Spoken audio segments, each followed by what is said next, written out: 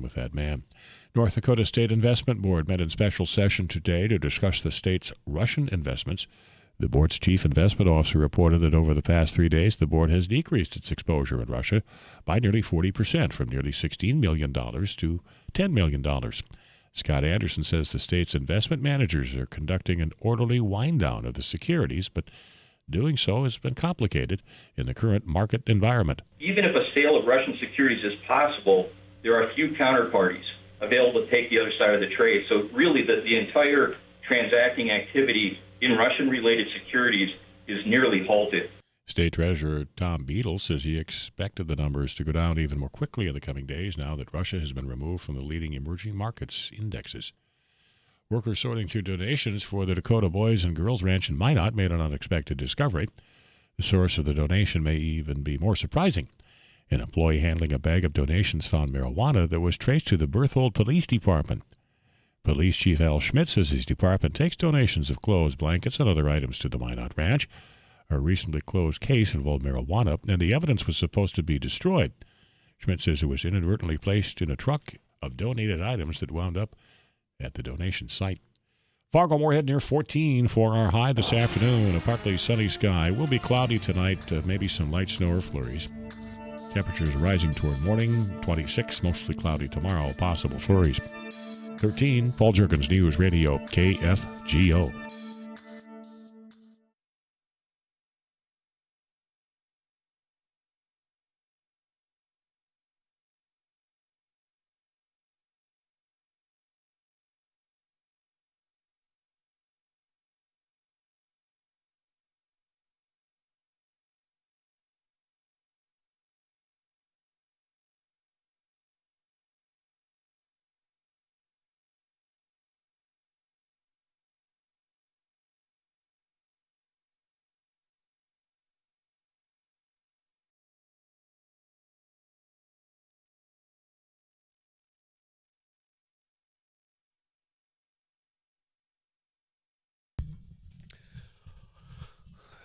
Ponder this for me, if you will, and we will get into this conversation a little bit more in detail, in about 30 minutes' time.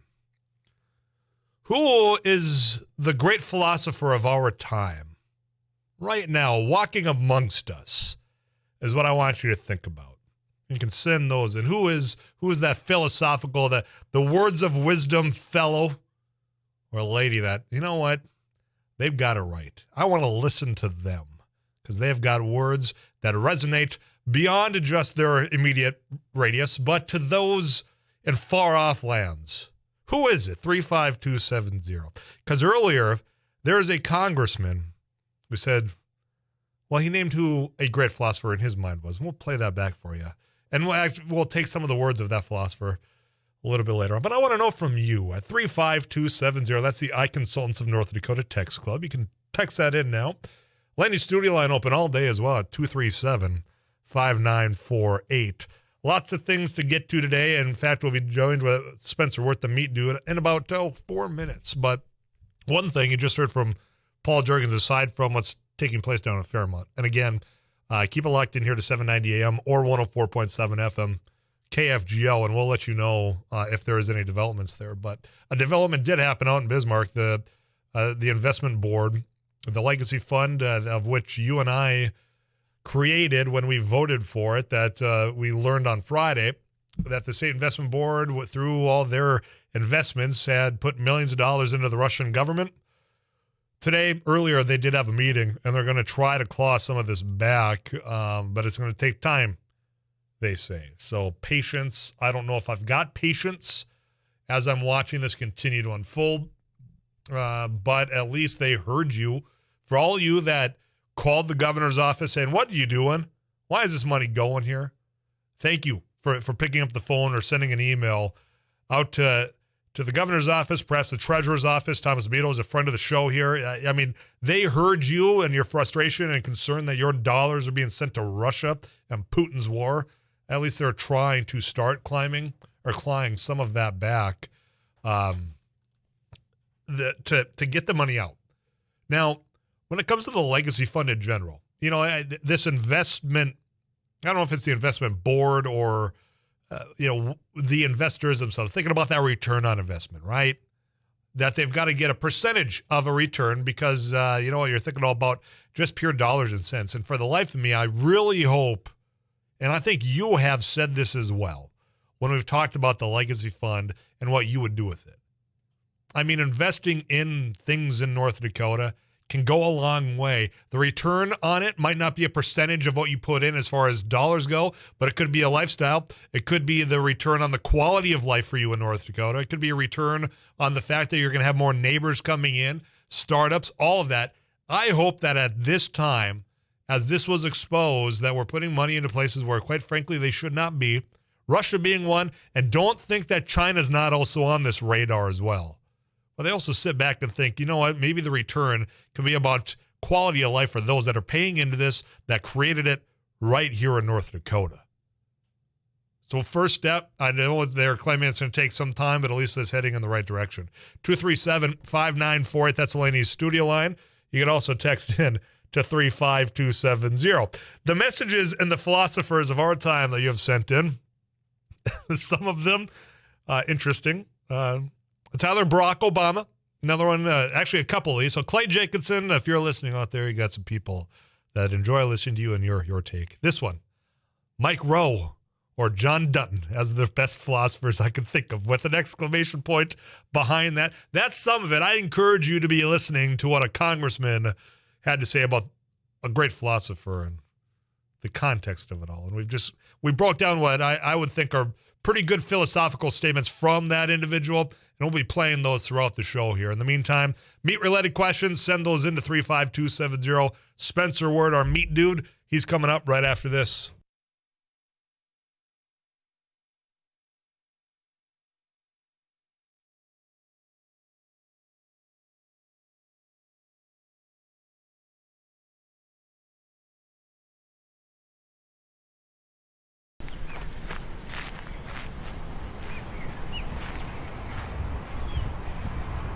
Halverson here with another Don News Radio. Hey, this is Abby Miller with the Derek Mighty Hansen, Couch 790. Potato Radio. Did you see that from It Takes Two? Doug here with the morning crew this morning. Jerkins News Radio. Eiler with It Takes Two. This is Jack Michaels, Voices Force. Too tall, Joel Heitkamp here on the Mighty Sarah 7. Heinrich. Tyler Axis, your host. The Mighty 790 and 104.7 FM KFGO. The names you know, the voices you trust. Thanks for watching News and Views on YouTube. Don't forget to subscribe and like our page, and send us a text anytime at 35270. Well, we're doing a food giveaway event to the community. A lot of people are facing food insecurity at this time. As we can tell, we had to start about an hour early because we just had so many people lined up. So as people come up and they need whatever they need, volunteers are taking care of it. It's all contactless, so nobody has to get out, and just making sure whatever the greatest need. We're just getting the greatest good. We're going until the food is out. As people are coming in, if they need 2 boxes and 2 gallons of milk, that's what we're giving. We don't want to leave anybody out. I was in the hospital, and I saw a flyer on the wall. And all the nurses were talking about taking people down there to get food and stuff. I got out last night, the hospital last night, and I said, man, I'm going to do this. When I came from Williston here, I lived on these streets for 3 years, caring. And that's what this is. That's the way I see it. Very helpful. I think it's going to be very helpful because I know people that are doing without. I think it's truly remarkable how much need there is out there. Like I said, every week at this time, we head on out to New Salem, North Dakota, and visit with the meat dude, Spencer Wirt, who joins us right now. Spencer, I apologize that Eric called you and interrupted a very important phone call. What are the chances that both rings, the office phone and my cell phone, ring at the same time? It is what it is. Thanks for prioritizing us here at Afternoons Live and all the faithful listeners asking questions already. That was rude of him. I just want to apologize on his behalf. Let's get to it, shall we? At 35270, there's already text waiting for you. Tyler, can you ask the meat dude what the ratio is, salt, pepper, garlic, for the steak seasoning? I can't find the ratio he gave before. So if you will, enlighten us about the salt, pepper, garlic ratio. Gosh, now you're really making me try to remember here. It is a quarter cup salt, a tablespoon of black pepper, and a teaspoon of granulated garlic is the best garlic in my opinion. But garlic powder might need to put a little more than a teaspoon for that ratio if you're using garlic powder. Just make sure it's not garlic salt. But yeah, that's the ratio, and then you can just take that times, whatever, and just keep that same measurement ratio. I'm writing that down. Half cup salt. Or not half. Quarter. Okay, see, I already goofed. Don't listen to me. Listen to him. He said quarter cup salt, a teaspoon of pepper. Can't you look back through all of the previous recordings? And because I know I've said it on the air before. I can't even read what I wrote down, let alone go back to previous recordings of this conversation. But yes, we can. We'll find it, and I'll try to share that. Because I can't even read what I wrote down. It's a tablespoon of pepper, a teaspoon of garlic. What? Granulated garlic is what I always use. Okay. I don't know why I'm writing it down. I can't read it anyway, but I appreciate it. I hope that the listener got that together for us. Thanks. That's been many moons ago for you, hasn't it? Probably. Well, a good year and 2 months since I've, used it every so often. So now at home, I just kind of go with the flow, and salt, pepper, garlic is always the base, but I don't necessarily follow that ratio every single time anymore. That's a ringing endorsement for the combination that you just put out there. Yeah, I throw a little bit of this, a little bit of that. I don't use it, but and I know that the barbecue boot camp, we can find it. We will share that. In fact, I got the number of the person that asked. We'll do our due diligence for you. 35270 is where I read that question. You can join yours there as well. Here's one that I came across on a menu the other day, and I didn't order it, so I'm going to ask you about an underblade steak. What is an underblade steak? Have you heard of that term before? Yeah. So the flat iron is the top blade, and there's a muscle sitting under the shoulder blade, hence the underblade steak. I've also seen it called the Las Vegas strip steak. That name never really stuck, but like 4 or 5 years ago, they were really pushing it and trying to get it to stick, but obviously it didn't if you saw it called the underblade. It's very, very similar to a flat iron with, flavor, texture, tenderness. It's very, very similar to a flat iron. Just the yield, though, out of a, like flat iron, let's say we yield 4 steaks, the total poundage is going to be maybe 2 pounds. Well, that underblade is even less. I mean, it's going to be 2 steaks. That's maybe a pound out of each half of beef. So probably not something that you're really going to see very common, except in the restaurant world. That's what's cool about restaurants is the big processing plants will pull these little steaks off while they're processing if they know they have a place that can utilize them, like the restaurant setting. But that's awesome that you saw an underblade steak at a restaurant. That's very, very unique. Whatever the restaurant that was, that's awesome because it is a good steak. I've cooked it myself from something that I've cut, but I've never seen it in a restaurant or at a retail store. Well, my little gem that I found here, and maybe I'll share with the rest of you of where you can find that at. More questions for you. Tyler, can you ask the meat dude, if you have a piece of frozen meat, is there a preferred way to thaw it? And does freezing meat change the flavor or tenderness? That comes into our text club. Preferred way of thawing any meat is in a refrigerator. But that's, giving yourself multiple days to, depending on the size of the cut of meat, giving yourself multiple days to let it thaw in a refrigerated atmosphere. Not everybody is that great at planning, including myself. So a lot of times what I'll do to quickly thaw something is, first off, never put it in a microwave. Second off, just submerge it in, if it's vacuum sealed, submerge it in, lukewarm water, just to get that thawing process to start a little quicker, to get going faster, I should say. What was the other parts of the question?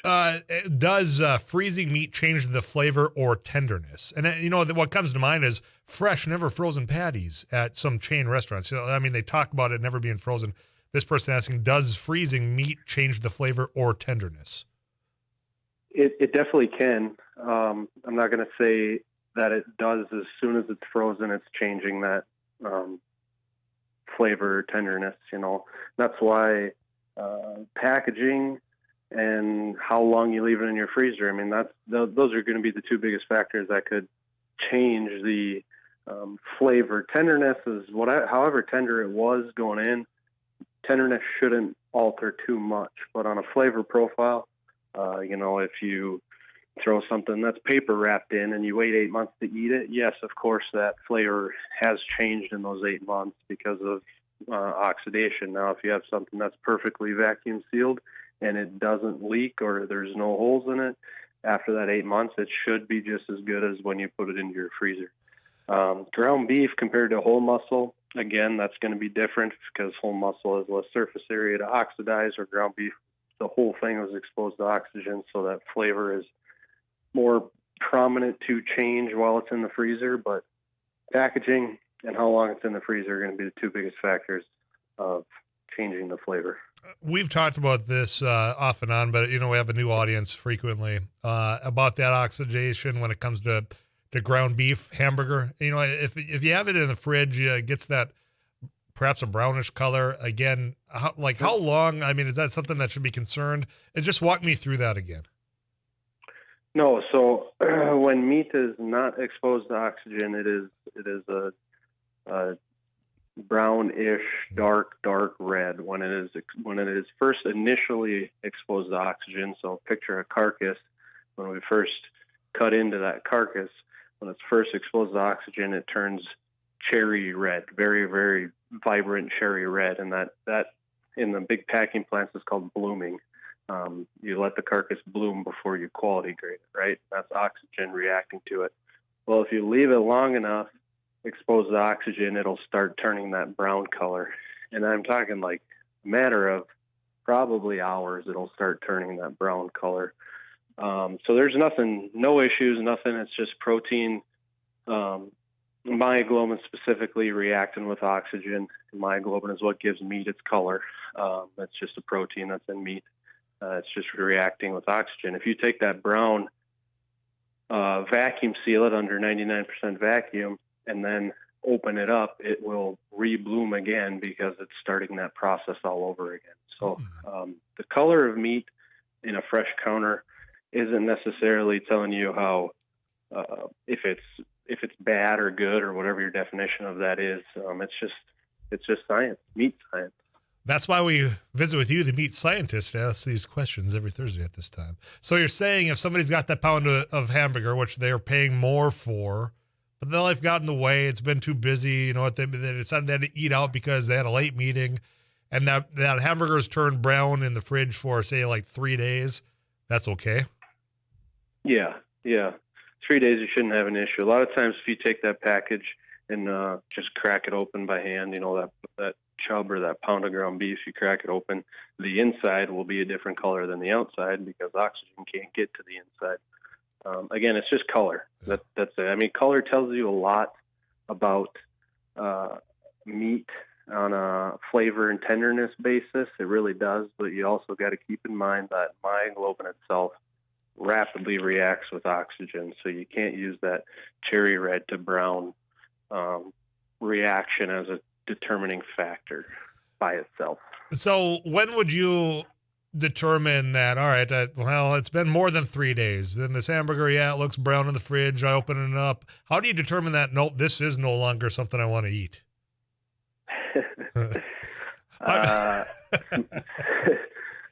I've said on the show I've probably ate a lot of stuff that most people wouldn't on a meat basis, but when it comes to ground beef, smell is going to be the biggest indicator of if it's something that I ain't going to even try to cook. You'll get that acidic, yeasty smell that you'll know. And the worry is that cooking it, should take away that altered smell that you're smelling, and you shouldn't taste that when you're eating it. But if it gets to a point where it's so strong that I'm worried that even after I eat it, I'm still going to taste and or smell that, then I'm chalk that one up as a loss. Yeah, throw the pound away there, boys and girls. All right, Spence. One thing this person texts back about the salt, pepper, garlic. Just get this for clarification. I do remember Spencer recommended kosher salt, not regular table salt. Do you recall that? I might have one point in time. Kosher salt is just pure salt, where table salt has a few other ingredients in it to try to extend the shelf life, if I recall. So yeah, I mean, if you want just pure salt, kosher salt would be your go-to. Very good. Spencer, as always, man, we appreciate your time. Sorry we interrupted that other important call, but we'll try not to do that next week, all right? Sounds good. All right, take care. Yeah, you bet. Spencer Wirt, the meat dude. Every week at this time, he answers your questions. Going to get you some of these messages along the way. We'll check in with Paul Jurgens in that KFGO News Center. Rusty Halverson, agriculture next, right here on KFGO.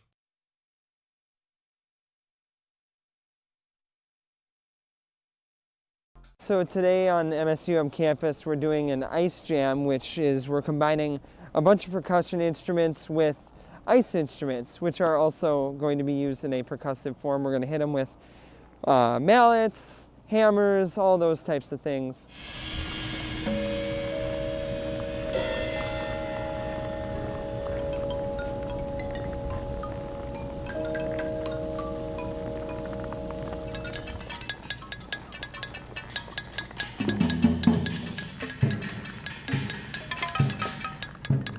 Today is all improv, so we're all just kind of working with ideas that we just kind of think of as we go, and we kind of play off each other, and it's fun to collaborate but also have a sense of independence.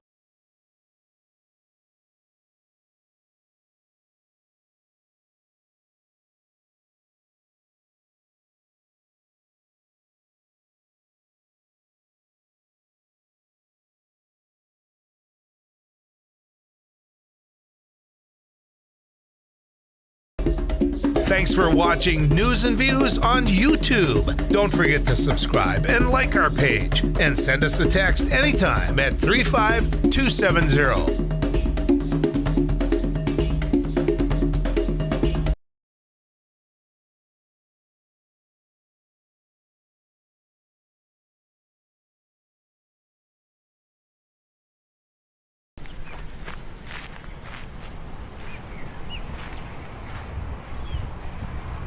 Halverson here with another Don of our Agri News Radio. Hey, this is Abby Miller with the Derek Mighty Hansen, Couch 790. Potato Radio. Did you see that? It Takes Two. Doug Miller with the morning crew this morning. Jerkins News Radio. Katie Eiler with It Takes Two. This is Jack Michaels, Voices Forces. Too tall, Joel Heitkamp here on the Mighty Sarah Heinrich. Tyler Axis, your host. The Mighty 790 and 104.7 FM KFGO. The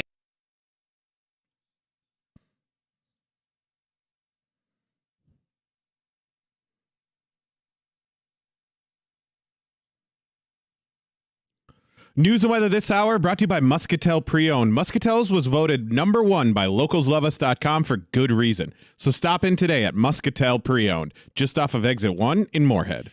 Fargo-Moorhead, partly sunny. It's 13. I'm Paul Jurgens. The standoff continues in Fairmont, North Dakota, southeast of Wahpeton, where a man has been barricaded in a house after starting a fire in the unattached garage.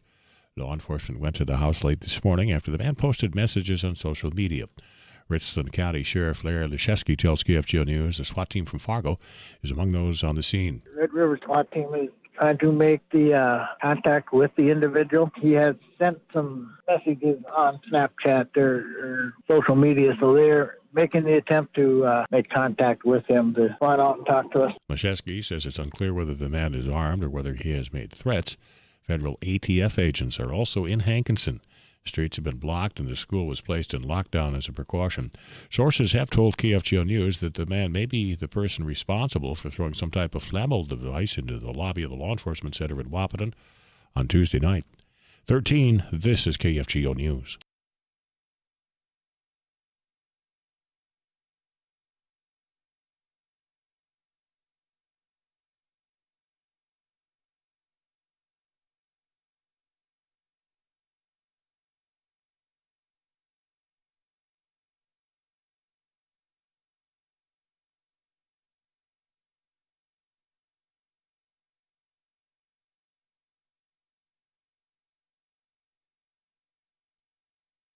13 degrees. This is KFGO News. Fargo fire crews responded to a garage fire shortly after 11 last night. It was behind an apartment complex at 2401 20th Avenue South. The first crew reported heavy smoke from several of the garage doors. They began opening the doors to get at the blaze. The fire was contained to a single garage and its contents. There was smoke damage, though, to 4 other garages, 2 on each side of the garage that burned. Fire caused about $50,000 in damages. No one hurt. A North Dakota board has indicated it will cut all investments in Russia in the wake of that country's invasion of Ukraine. North Dakota's 12-member state investment board discussed its future investment strategy in a closed session today. North Dakota is among many states to consider pulling state investments from Russian companies. The state has just under $16 million in investments with Russian companies, with most of them handled by a third party. The investments have dropped by more than a third to $10 million in recent days due to money managers pulling investments and the decreased value of others. A Republican-controlled South Dakota Senate committee has rejected Governor Kristi Noem's proposal to ban K-12 public school courses that would compel people to feel discomfort based on their race. The Senate Education Committee voted 4-3 to reject the proposal.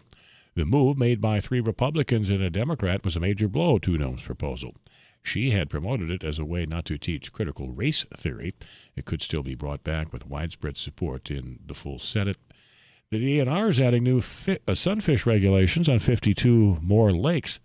Grand Rapids Area Fisheries Supervisor Dave Weitzel says the harvest limits are part of a plan to improve the size and quality of sunnies in Minnesota lakes. Sunfish only grow about an inch a year. So those 8 and 9 inch sunfish that we enjoy oftentimes take 8 to 10 years to produce. So when we remove those fish at a high rate, it's not easy for nature to replace those fish. Weitzel says the 5 and 10 fish limits are supported by anglers. The statewide possession limit of 20 has not changed. KFGO Weather Center forecast. Near 14 for the high this afternoon. A partly sunny sky. Will be cloudy tonight. A slight chance of light snow flurries. Steady or slowly rising temperatures. Then tomorrow, mostly cloudy. 26 possible flurries. 29 Saturday. A chance of light snow, maybe mixed precipitation Saturday afternoon into the overnight hours. 19 then mostly cloudy on Sunday. 22 partly sunny for Monday. 13 now. Paul Juergens News Radio KFGO.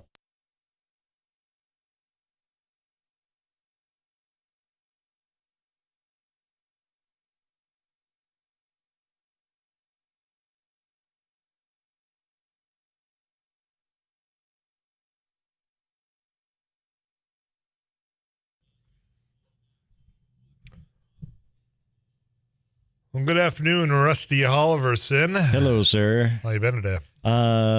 Busy, but doing well. Thank you. Busy, yeah. Busy hanging out with some school kids in the classroom, I hear. Oh, yeah. Were you getting an education, too? A little bit. Yeah, absolutely. Want to tell us about it? There's always something to learn about in agriculture. There is. No matter what day there is or who you are or how old you are, there's always something new in agriculture.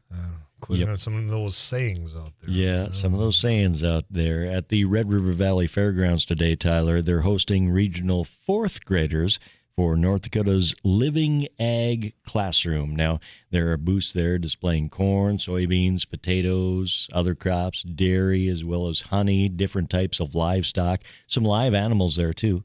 And Gail Wilson is helping to corral the 4th graders to make the rounds. I see what you did there. Yep, exactly.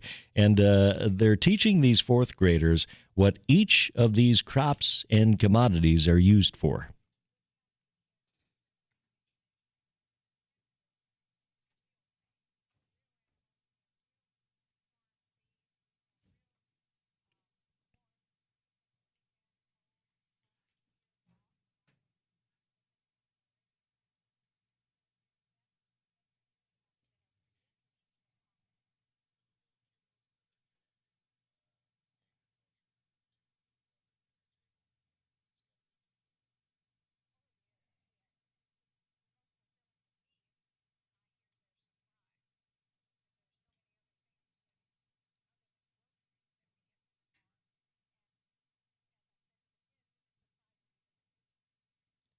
Everybody can learn something. Everybody, every day is an opportunity to learn a little bit more. Yeah, you bet. So this is going on until tomorrow at the Red River Valley Fairgrounds. And talking with Gail, she says they draw fourth graders from about a 100-mile radius out to Wahpeton, Pelican Rapids, all sorts of different schools come in for this event. And it's seeing it in motion. It's like herding cats, these little fourth graders. But they're also well-behaved. They're also curious, and they want to learn. And it was really cool. It'd be a fun road trip or field trip, I guess. A great field trip. Great field trip. I think of what field trip stands out as, boy, that was such a good time. 35270, what was the field trip that really stuck out in your mind when you were a kid? Yeah. 4th, 5th grade? For me, it would be the Hard Red International Wheat Show in Williston, where they drew in 5th graders from all the elementary schools, and we made bread from scratch. I recall going on the bus, which felt like a lifetime, on the bus to Bismarck, the capital. Yeah, so then we got to sit down on the floor. It was great. It was a fun trip, but boy, that was a long drive for a bit of a poke. Like a 5th grader. Yeah. Well, 3 hours feels like nothing now. In fact, I talked to you for 3 hours a day on weekdays here, but that field trip was worth it, though.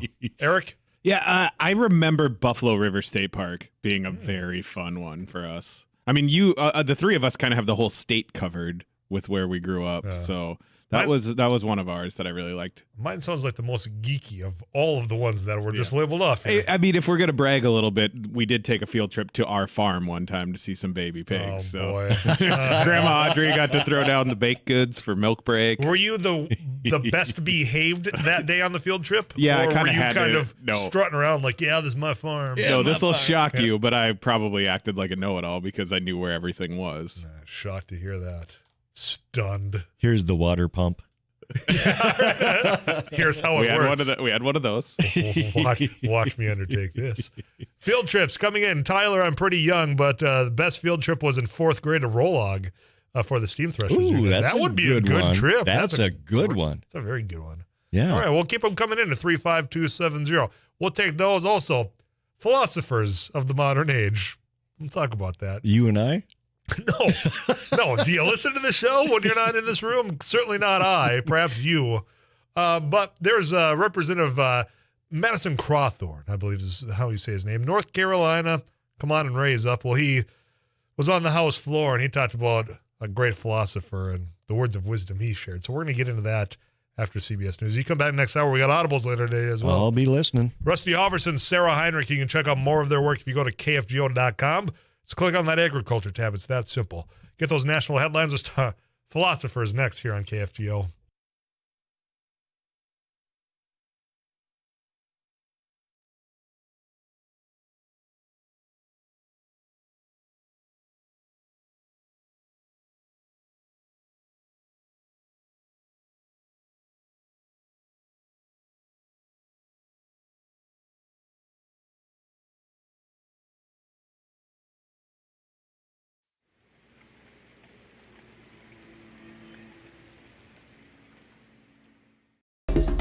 Thanks for watching News and Views on YouTube. Don't forget to subscribe and like our page, and send us a text anytime at 35270. So today on MSUM campus, we're doing an ice jam, which is we're combining a bunch of percussion instruments with ice instruments, which are also going to be used in a percussive form. We're going to hit them with mallets, hammers, all those types of things.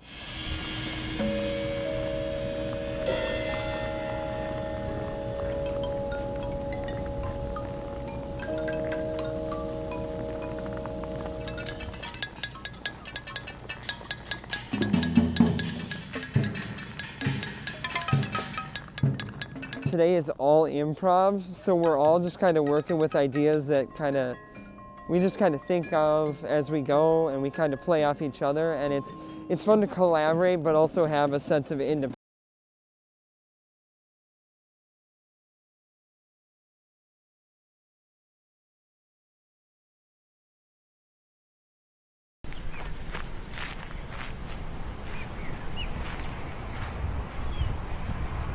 Steve Robertson here with another Don of our Agri News Radio. Hey, this is Abby Miller with the Dear Mighty Kansas 790 Couch and Potato Radio. Did you see that? From It Takes Two. Doug here with the morning crew this morning. Jerkins News Radio. Amy Eiler with It Takes Two. This is Jack Michaels, Voices Forces. Too tall, Joel Heitkamp here on the Mighty Sarah Heinrich. Tyler Access, your home. The Mighty 790 and 104.7 FM KFGO. The names you know, the voices you trust. Well, we're doing a food giveaway event to the community. A lot of people are facing food insecurity at this time. As we can tell, we had to start about an hour early because we just had so many people lined up. So as people come up and they need whatever they need, volunteers are taking care of it. It's all contactless, so nobody has to get out, and just making sure whatever the greatest need. We're just getting the greatest good. We're going until the food is out. As people are coming in, if they need 2 boxes and 2 gallons of milk, that's what we're giving. We don't want to leave anybody out. I was in the hospital, and I saw a flyer on the wall. And all the nurses were talking about taking people down there to get food and stuff. I got out last night, the hospital last night, and I said, man, I'm going to do this. When I came from Williston here, I lived on these streets for 3 years, caring. And that's what this is. That's the way I see it. Very helpful. I think it's going to be very helpful because I know people that are doing without. I think it's truly remarkable how much need there is out there. Like I said, we were going to start at noon, but we had so many people lined up. We started at 11, and volunteers have been working their tail off since then. I'm thankful for that. I had started off the show to tell you to ponder and let me know who in your mind is a great philosopher of our time, walking among us in this day and age, 2022. I got some of yours. I shared some of yours. But I want to share with you a representative from North Carolina, Madison Cawthorn. I believe is how you pronounce his name. If not, I hereby apologize. But he took to the floor of the United States House of Representatives and wanted to share with you who he thought was a great philosopher. Take a listen to this. As the great philosopher Toby Keith once said, we put a boot in their ass. It's the American way. The great philosopher Toby Keith. This was, of course, in talking about United States military, which we have things for. My question to you, do you believe Toby Keith is a great philosopher, the country music artist? Because, I thought about other philosophical words of wisdom that has come from said Toby Keith. In fact, take a listen to this words of wisdom. Now I've seen you in blue and I've seen you in yellow, but only you, red, will do for this fella, 'cause you are the abbot into my Costello, and you are the fruit to my loom. I mean, that's poetic.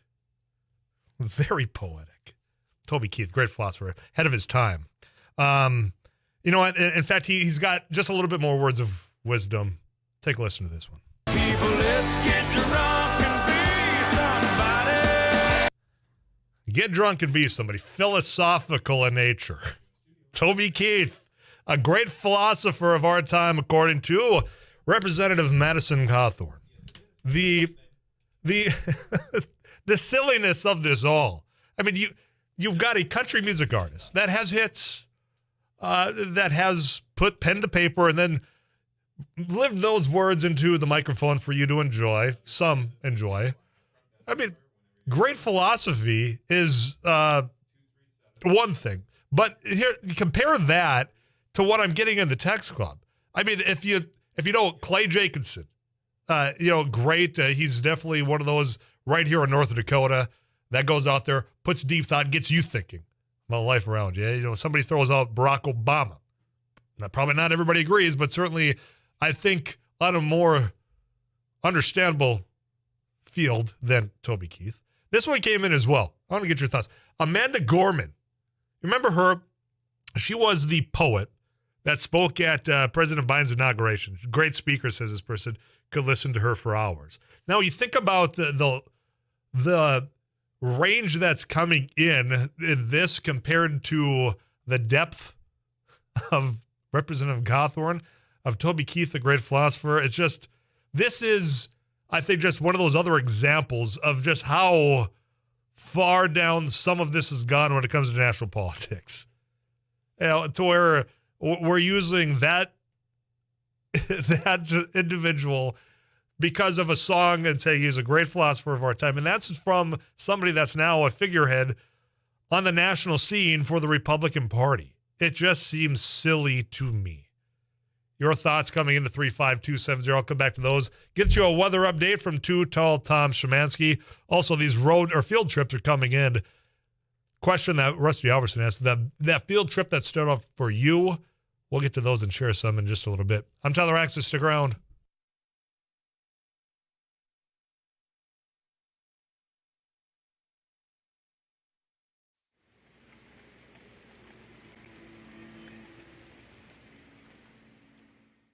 So today on MSUM campus, we're doing an ice jam, which is we're combining a bunch of percussion instruments with ice instruments, which are also going to be used in a percussive form. We're going to hit them with mallets, hammers, all those types of things.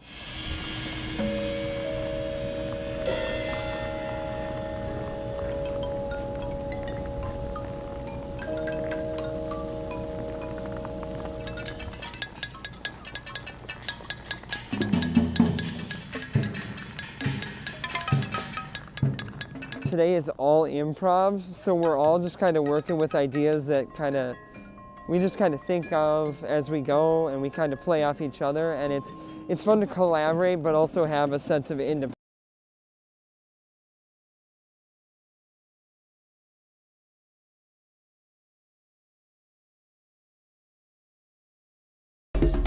Thanks for watching News and Views on YouTube. Don't forget to subscribe and like our page, and send us a text anytime at 35270.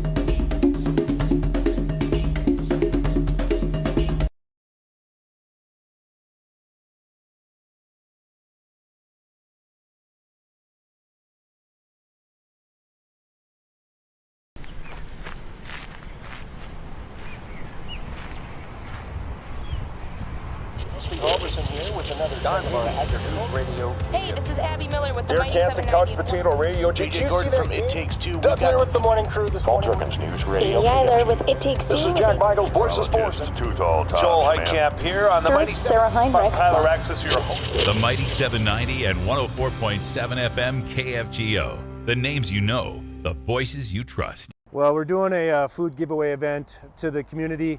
A lot of people are facing food insecurity at this time. As we can tell, we had to start about an hour early because we just had so many people lined up. So as people come up and they need whatever they need, volunteers are taking care of it. It's all contactless, so nobody has to get out, and just making sure whatever the greatest need. We're just giving the greatest good. When we're going until the food is out. As people are coming in, if they need 2 boxes and 2 gallons of milk, that's what we're giving. We don't want to leave anybody out. I was in the hospital, and I saw a flyer on the wall. And all the nurses were talking about taking people down there to get food and stuff. I got out last night, the hospital last night, and I said, man, I'm going to do this. When I came from Williston here, I lived on these streets for 3 years, caring. And that's what this is. That's the way I see it. Very helpful. I think it's going to be very helpful because I know people that are doing without. I think it's truly remarkable how much need there is out there. Like I said, we were going to start at noon, but we had so many people lined up. We started at 11, and volunteers have been working their tail off since then. I'm thankful for that. I think this shows that there is some huge needs in the community, and we got some things we got to address. Break in, if anything did develop down in Fairmont, southeast of Wapton. There had been a standoff that had been going on for quite some time, and this is the latest. Our reporters, Madison Quinn, Tasha Carvel, are on scene.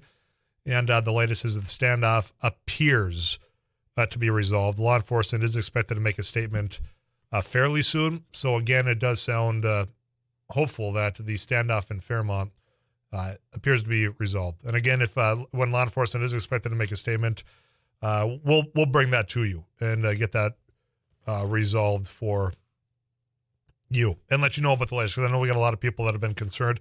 A lot of people call that area home, and it's quite frankly a small state in which a lot of people have family and friends down in that area. So that is the latest there. That was handed to me just a moment ago from News Director Paul Juergens. So we'll have more on that at the top of the hour as well. Going to go back to the text line by 270. That is the Eye Consultants of North Dakota text club. Oh, come on. Seriously, I think what Madison Cawthorn said reflects what millions of Americans feel. Pretty sure this being from a great philosopher was meant to be tongue-in-cheek. It gets the point across. Now, perhaps it was. I have no idea. I know that this guy's got a pattern of saying head-scratching things beyond just this moment. Maybe that's why I go that step further, because I think he's got a history of saying things that, quite frankly, don't really live up to reality. I mean, there's an attempt in his own state to get him disqualified from being on the ballot for re-election, I believe, this year. So, I mean, this individual, maybe I'm being more rough on him because of his old antics as well. Millions of Americans feel that way. I have no doubt. I mean, Toby Keith is a country music star. There are Toby Keith songs that, quite frankly, I enjoy a lot. I have them in my playlist. Let me even say that I think there are musicians that, quite frankly, through their body of work, get you to maybe think differently about the world around you. Could we consider that a great philosopher? Maybe. A debate to be had right there. Not a lot of his work, even though I enjoy it, reaches that level for me. Let me pose you this question. Okay, so musicians, artists, that you would say, you know what, their body of work makes me think about the world around me, about maybe how I've approached things or how, quite frankly, things are going. I mean, Toby Keith doesn't get to that level for me. We just had Bob Dylan on. Sure, I would put him in that category, the way of which the poetry that they have put down and then, of course, brought that into, a vinyl record or played over these airwaves, I could include him on that. Johnny Cash, back in the day, I would put him in there because of the way of which he described the era of which he was raised in and brought it in a story form that, quite frankly, made you think from that other side, especially in his relation to, a prison. I would put him up there. So if you want to talk about, who in that musical realm that you would say, hey, you know what, this one got me thinking, by all means, you can send those in to 35270. And as you're doing that, we're going to check in. News director Paul Juergens comes into the KFGO News studio. How are you doing? I mentioned that, or you mentioned that this situation in Fairmont is apparently resolved, and we have sources in the ground there that say the person is in custody. Okay. And we expect law enforcement to say a bit more here momentarily, but reporters Tasha Carvel and Madison Quinn, KFGO News, are in Fairmont, and they've been there for a number of hours. But it sounds like this has been resolved, and the person who was holed up in a house and believed to have started a fire in the garage and then went back into the house is in custody. We also have some sources that told us earlier in the day that this man is likely connected to the incident Tuesday night where something flammable was either lit or thrown into the lobby of the law enforcement center in Wahpeton. We haven't confirmed that, but I have 2 or 3 sources that have told me that today. So, well, and then, there's a lot of things to be dissected through this then, obviously, because that's serious. Both these incidents within the last 2 days have been very serious incidents. Right. And I do have one source that told me earlier in the day, as I investigated or tried to determine whether there was a connection, that there were 2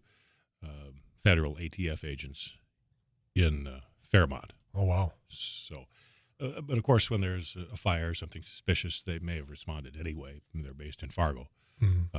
But that somewhat led him to believe that there was a connection. So, all right, we'll see what law enforcement says. We'll be listening. Paul Juergens, the KFGO News director. In fact, you'll be checking in with him in about 10 minutes' time for some of the latest. Again, our reporters here, Madison Quinn, new reporter Tasha Carvel down, had been on scene, and this standoff had been going on for quite some time. I know that there had been people asking questions about it to us up here in KFGO. I think all the way down, all the way back to towards the end of News and Views. So it's been going on for hours, and to hear that it does appear to have been resolved and that he may be in custody is good news.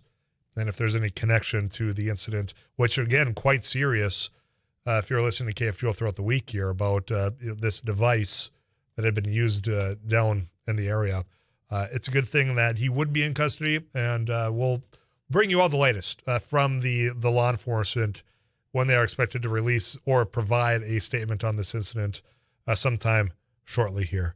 Messages into 35270. That's the iConsultants of North Dakota Text Club. Laney Studio line open all the rest of the way as well. You can call us at 237-5948.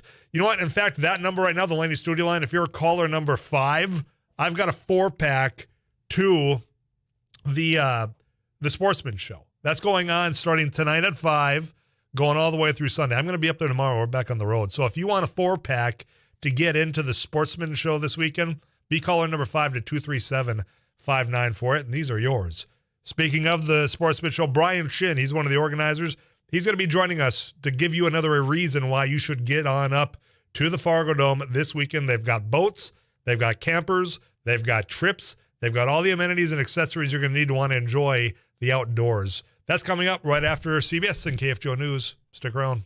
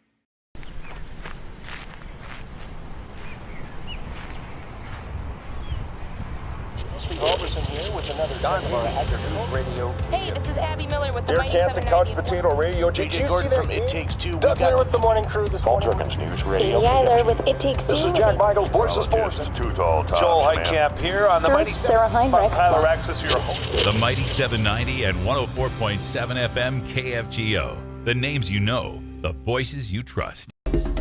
Thanks for watching News and Views on YouTube. Don't forget to subscribe and like our page. And send us a text anytime at 35270.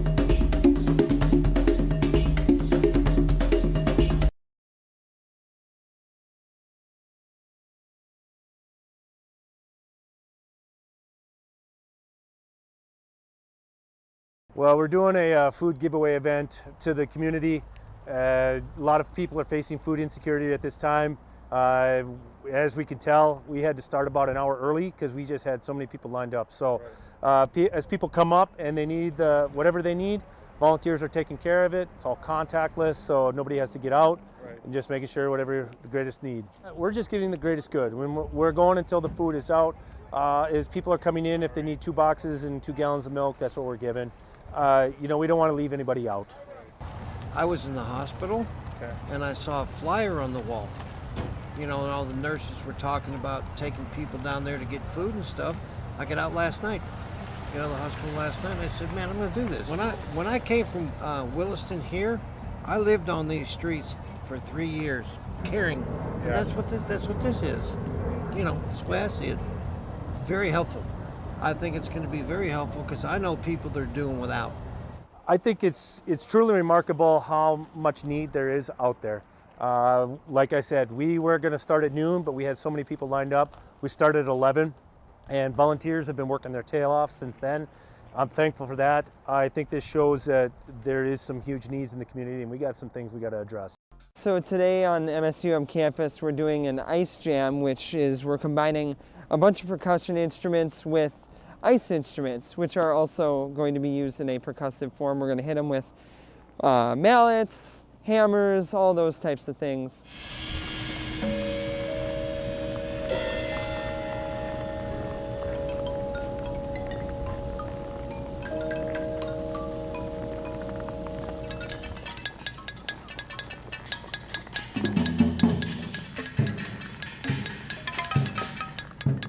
Today is all improv, so we're all just kind of working with ideas that we just kind of think of as we go, and we kind of play off each other, and it's fun to collaborate but also have a sense of independence.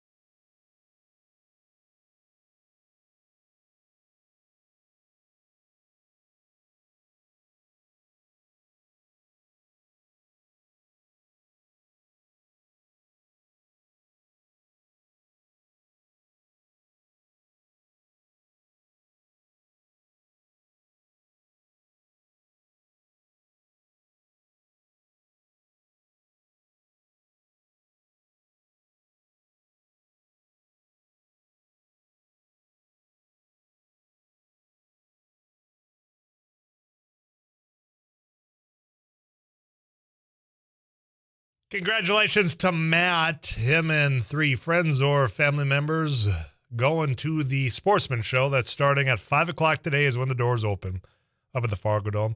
So you've got today from, let's say 5 to 9. Tomorrow, well, you can catch me up there 2 to 5, but in fact, you can go up there from noon to 9. Saturday, 10 a.m. to 9 p.m., and then Sunday, it all wraps up 10 a.m. to 5 p.m. Keep that in mind because I do have more passes to get from me to you before I get out of here today. In fact, we're going to be visiting with Brian Shin after we check in with the latest Paul Jurgens. Again, he'll tell you more about this standoff that has appeared to be resolved down in Fairmont. Brian Shin next. We'll also be visiting this hour Tanner Cherney, Devil's Lake Tourism. Let you know about all the ice fishing reports up on beautiful Devil's Lake. Then we'll wrap up today's show with Audibles. That's brought to you by Don's Car Wash. Lots of Afternoons Live coming up right after this KFGO News.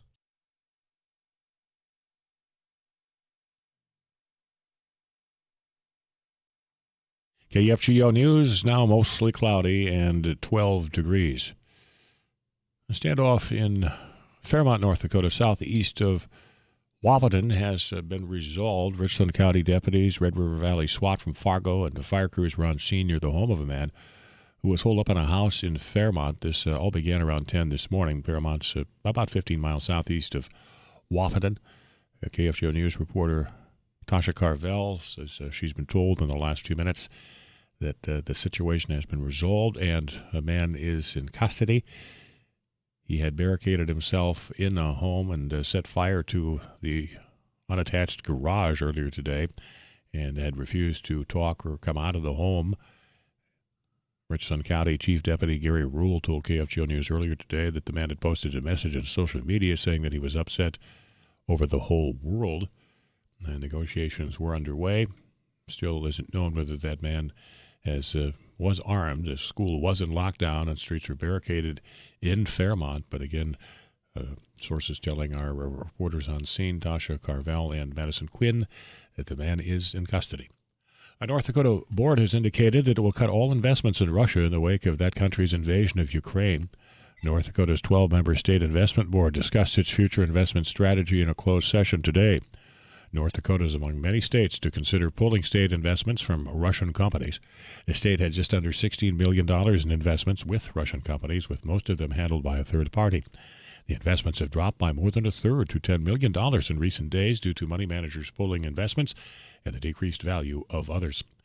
Minnesota convenience stores and gas stations are pushing to restore year-round E85 sales after a federal appeals court ruled that the EPA could not grant the waivers under existing law. Lance Klatt, Executive Director of the Minnesota Service Station and Convenience Store Association, says being able to offer the fuel year-round in Minnesota benefits farmers, drivers, and the environment. And again, with the environment in Ukraine and the price of gasoline, it just makes more sense to allow us retailers in this great state of Minnesota to be able to sell additional ethanol products year-round. We're also hoping that Governor Walz can help bring that back to us as well. E15 was granted year-round sales under the Trump administration. Representative Angie Craig and Minnesota Senator Amy Klobuchar say they support selling that fuel year-round.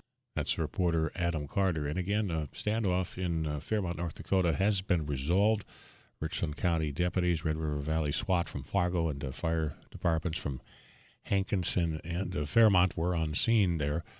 A man was holed up in a house. He'd started a garage on fire, then went back into the house.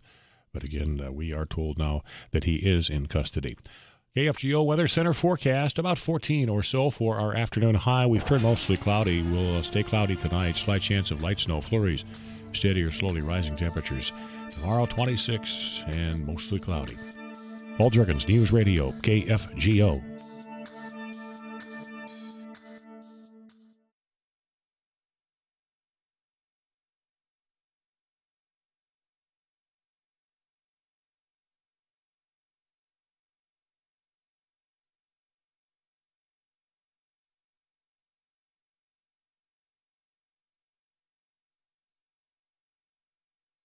Welcome back to Afternoons Live. It is Thursday afternoon, beautiful day out there, and I know that it's going to be even more beautiful inside the Fargo Dome, where you can just sit there and imagine and start planning for all those outdoor activities. And you know what? You got all the crew to help you out.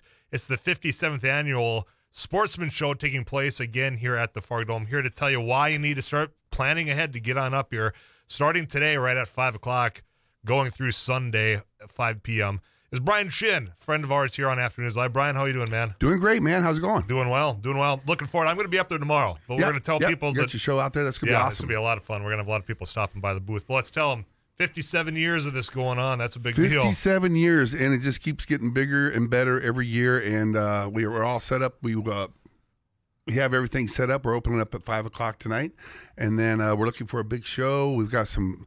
It's everything that you want. I mean, it's the boat show, just boats, but this is so much more. We've got your campers, your RVs, the outfitters for coming out if you want to do some fishing or you want to do hunting. If you want to go to Africa and do a safari, we've got guys out there that do that too. One of the most memorable trips that we took, a group of us friends, we got it all planned at the Sportsman Show a couple of years ago. It was a houseboat that was up in the northern part of Minnesota. But Is that Voyager one?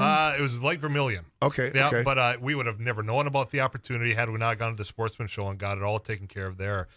All those opportunities, you don't know if you don't go, is what I'm getting at here. Yeah, and here's the thing is, we've got a lot more Canadian exhibitors than we've had like last year.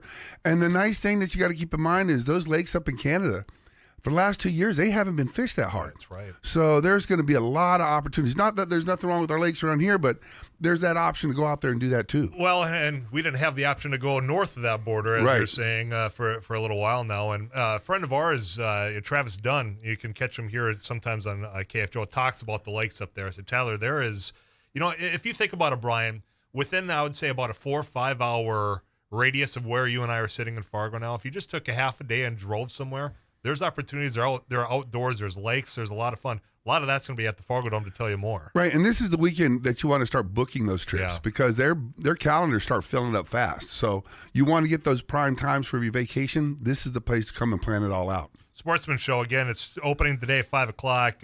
You know what? You got plenty of opportunity. It's going to be a beautiful time.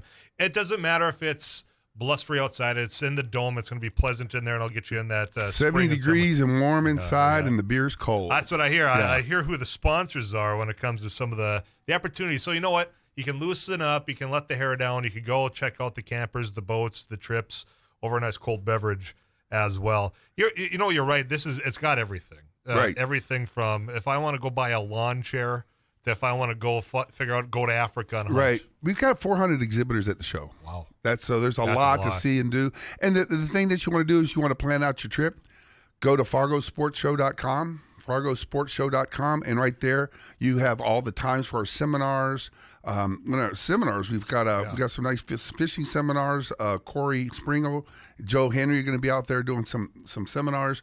We've also got live trout pond fishing for the kids, and then the guys from Shields are doing the fishing workshops. For kids. Well, and let's talk about the trout pond, because you say it's for kids, but you know what? I remember the other year there wasn't just kids using that. Well, everybody who does it. Sometimes you just want to get that hook in the water and see the fish. And I think one hand was on a dark bottle, and the other one was on the fishing rod. So there the adults are having fun out there too, Brian. Brian Shin, my guest, talking about the 57th annual Sportsman Show again Thursday through Sunday here. The inventory of things has been on a lot of people's minds. Campers, boats. I've been to some of the events. Like you say, the boat show is up there. I've been to some of the other. It seems like we've caught up on some of that. So if people are worried, come on out. You can see. We've got boats for sale. Yeah. I mean, there's plenty of boats out there that don't have names on them. So, but now's the time to try to get out there. And if you're looking at getting something this summer, there's still some inventory out there. We're sitting pretty good. The dealers are excited. And the nice thing is it's all under one roof. So you come in there. You can see one of the newest things that we got this year is called Camp 365, and you have the pop-up trailers. Yeah. This one, it more goes, instead of going vertical, it goes horizontal. So it's one of those things you could tow it with a 4-wheeler ATV, or just a little car. You don't have to. It doesn't weigh that much, and it pops up and it goes out wide, and it'll hold 6. It'll sleep people. We've got that there, so that's new for this year, and you can take that thing anywhere. I mean, you don't have to have roads. You want to go out in the country and get away from it all. This thing collapses down to 4 feet wide.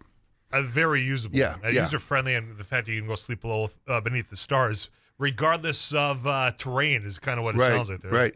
And then again, for the kids, we've got the Barnyard Buddies. And what they are is they got a variety of live critters. So they'll have some piglets, and they got some little cows and some horses and some sheep and emus and all the stuff you want to eat. Or pet. Or pet. Well, start with the petting here, yeah. but you know what? Folks, you can be thinking ahead later on down the road. One thing I've noticed as this is growing, I mean, 57 years proves that something's been doing right here. It seems as though, you got a third. You got third boats, you got third camping, you got third other exhibits. Resorts. Resorts. Yeah. It's just planned out. I mean, it's so equally distributed. So for those that are saying, well, I don't really fish, but I would like to get into camping, this is for you. Vice versa. Come on out. But one thing, Brian, for me, like I said, you don't know what's there unless you go there. Right. And it's like every time you go around the corner, you're seeing something new that you hadn't seen before. And that's the nice thing about it is when you have 400 exhibitors, there's always going to be something new there. We're looking for some big crowds this weekend, and it's going to be a good time at the Fargo Dome. Well, I'm bringing some people tomorrow. Again, we're going to be bringing Afternoons Live back on the road 2 to 5, and I know we've got tickets to give away. In fact, I'm going to do that right after I let you go. All right? We are so happy you're coming out there. We really appreciate it. Oh, it's going to be a lot of fun. Time. I enjoy it because you know what? Then I'm going to bring my checkbook as well. There you go. I'm already got my list started.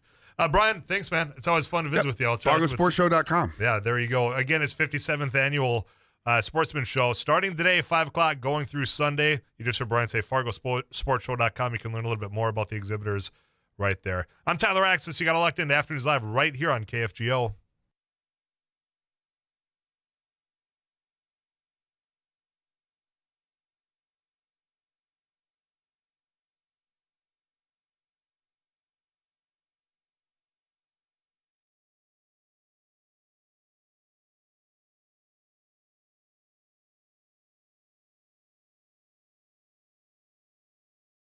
So today on MSUM campus, we're doing an ice jam, which is we're combining a bunch of percussion instruments with ice instruments, which are also going to be used in a percussive form. We're going to hit them with mallets, hammers, all those types of things.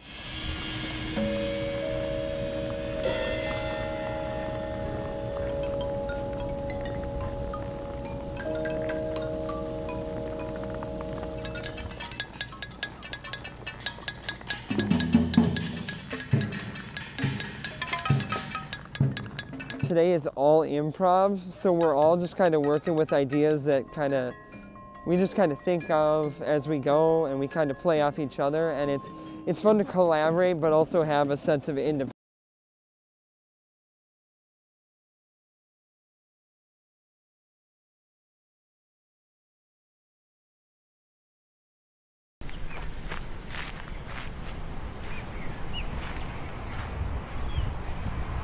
Halverson here with another Dynamite News Radio. Hey, this is Abby Miller with the Derek Mighty Hansen, Couch 790. Potato Radio. Did you see that? It Takes Two. Doug here with the morning crew this morning. Jerkins News Radio. Katie Eiler with It Takes Two. This is Jack Michaels, Voices Forces. Too tall, Joel Heitkamp here on the Mighty Sarah Heinrich. Tyler Axis, your host. The Mighty 790 and 104.7 FM KFGO. The names you know, the voices you trust.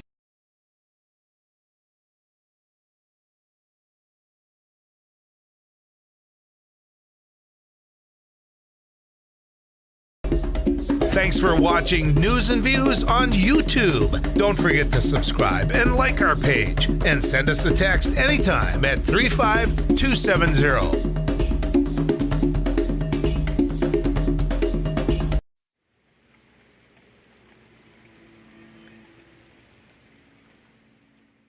Well, we're doing a food giveaway event to the community. A lot of people are facing food insecurity at this time. As we can tell, we had to start about an hour early because we just had so many people lined up. So as people come up and they need whatever they need, volunteers are taking care of it. It's all contactless, so nobody has to get out, and just making sure whatever the greatest need. We're just giving the greatest good. When we're going until the food is out. As people are coming in, if they need 2 boxes and 2 gallons of milk, that's what we're giving. We don't want to leave anybody out. I was in the hospital, and I saw a flyer on the wall. And all the nurses were talking about taking people down there to get food and stuff. I got out last night, the hospital last night, and I said, man, I'm going to do this. When I came from Williston here, I lived on these streets for 3 years, caring.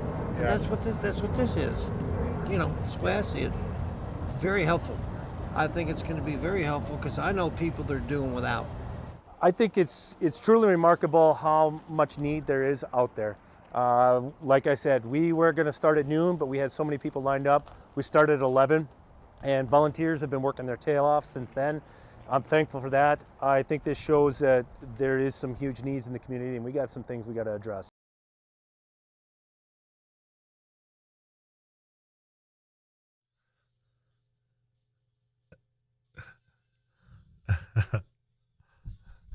Okay.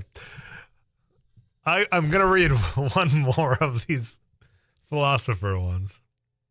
Speaking of tongue-in-cheek, as some people are trying to say, well, that's what Representative Cawthorn is doing, tongue-in-cheek.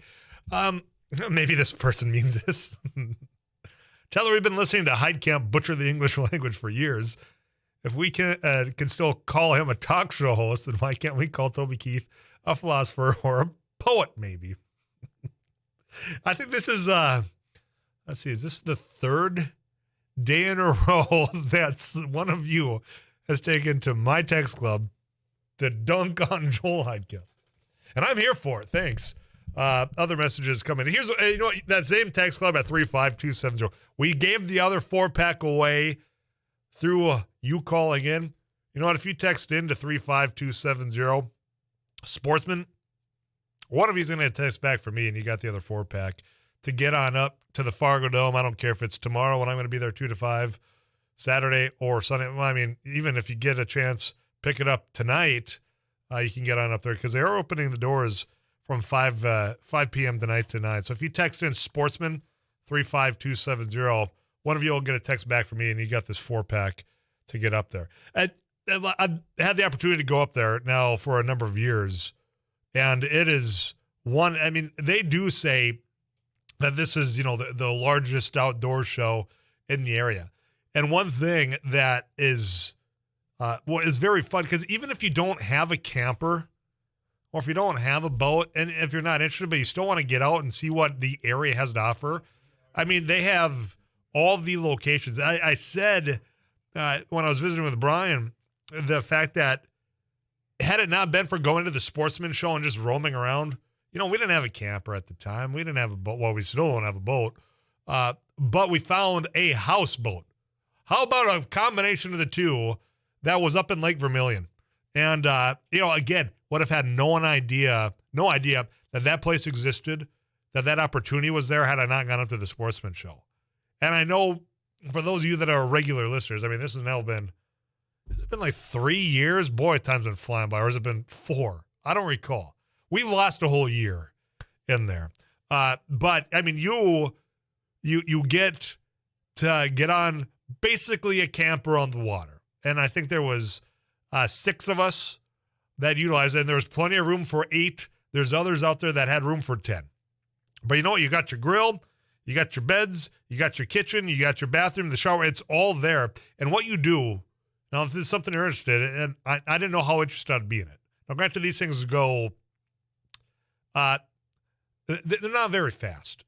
So, I mean, to get from one end of Vermilion, Lake Vermilion, that is, not South Dakota, so don't get it confused, to the other end, I mean, we're talking hours to just lollygag around. Can it sit on your chair? You can soak in the sun. All of the things that you want to be doing, you can do that. But the thing that was really cool about utilizing this is you get to go to a landing spot, a campsite, and some of them are, quite frankly, created by Girl Scouts, I think was one that we stayed at, to where you've got the fire pit, you've got your benches so you can actually camp out, you tie up, and you just spend the night there. And let me tell you, there is not hardly any artificial light in sight. So the fact that you're just out there underneath it all, can you tell I enjoyed my time and I'm trying to tell you to go check it out? And if it's not that, all the other places, resorts, trips, now's the time you're going to want to start booking those for when it does get warmer out. We're now on the 3rd day of March. And who knows, hopefully by sometime in the next month, we're going to be utilizing the outdoors a little bit more. But if you're wanting to get a trip, whether it's just for you and your spouse, you and a group of friends, the individuals that you're going to want to talk to are going to be up at the Fargo-Dome tomorrow.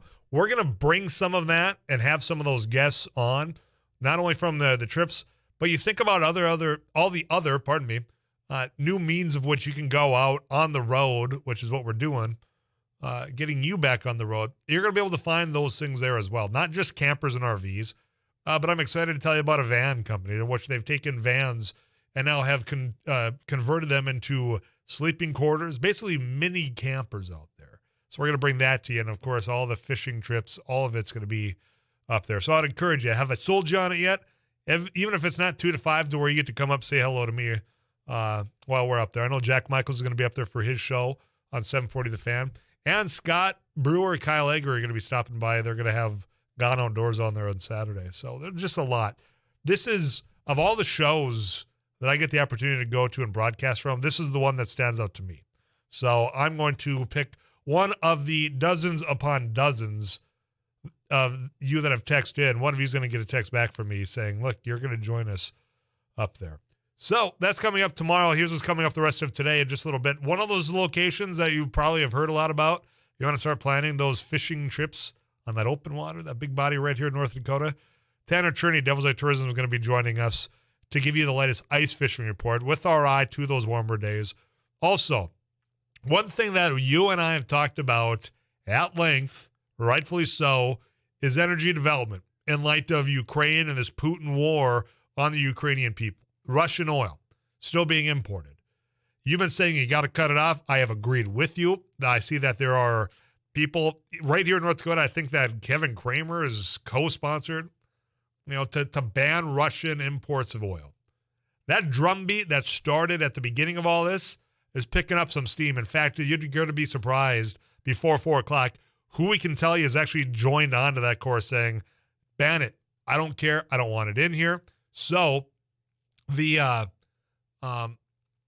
people in the Democratic side in particular. Joe Manchin saying ban it doesn't surprise me, and it shouldn't surprise you at all.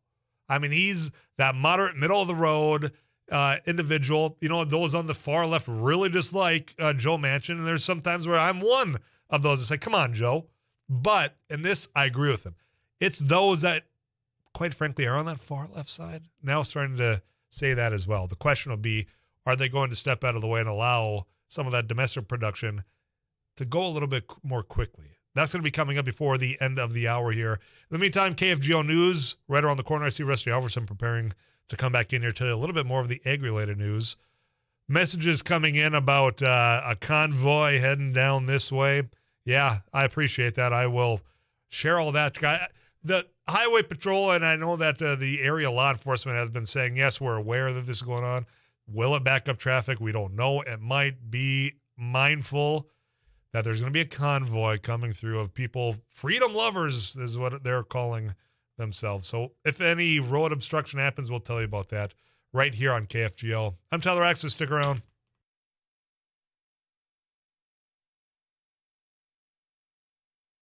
So today on MSUM campus, we're doing an ice jam, which is we're combining a bunch of percussion instruments with ice instruments, which are also going to be used in a percussive form. We're going to hit them with mallets, hammers, all those types of things.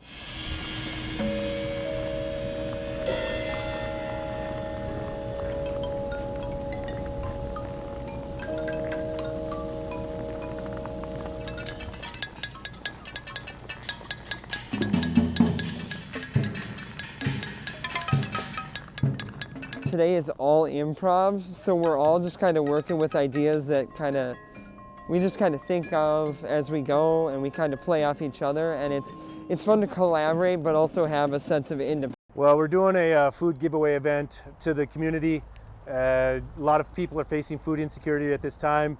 As we can tell, we had to start about an hour early because we just had so many people lined up. So as people come up and they need whatever they need, volunteers are taking care of it. It's all contactless, so nobody has to get out. Right. And just making sure whatever the greatest need. We're just getting the greatest good. When we're going until the food is out.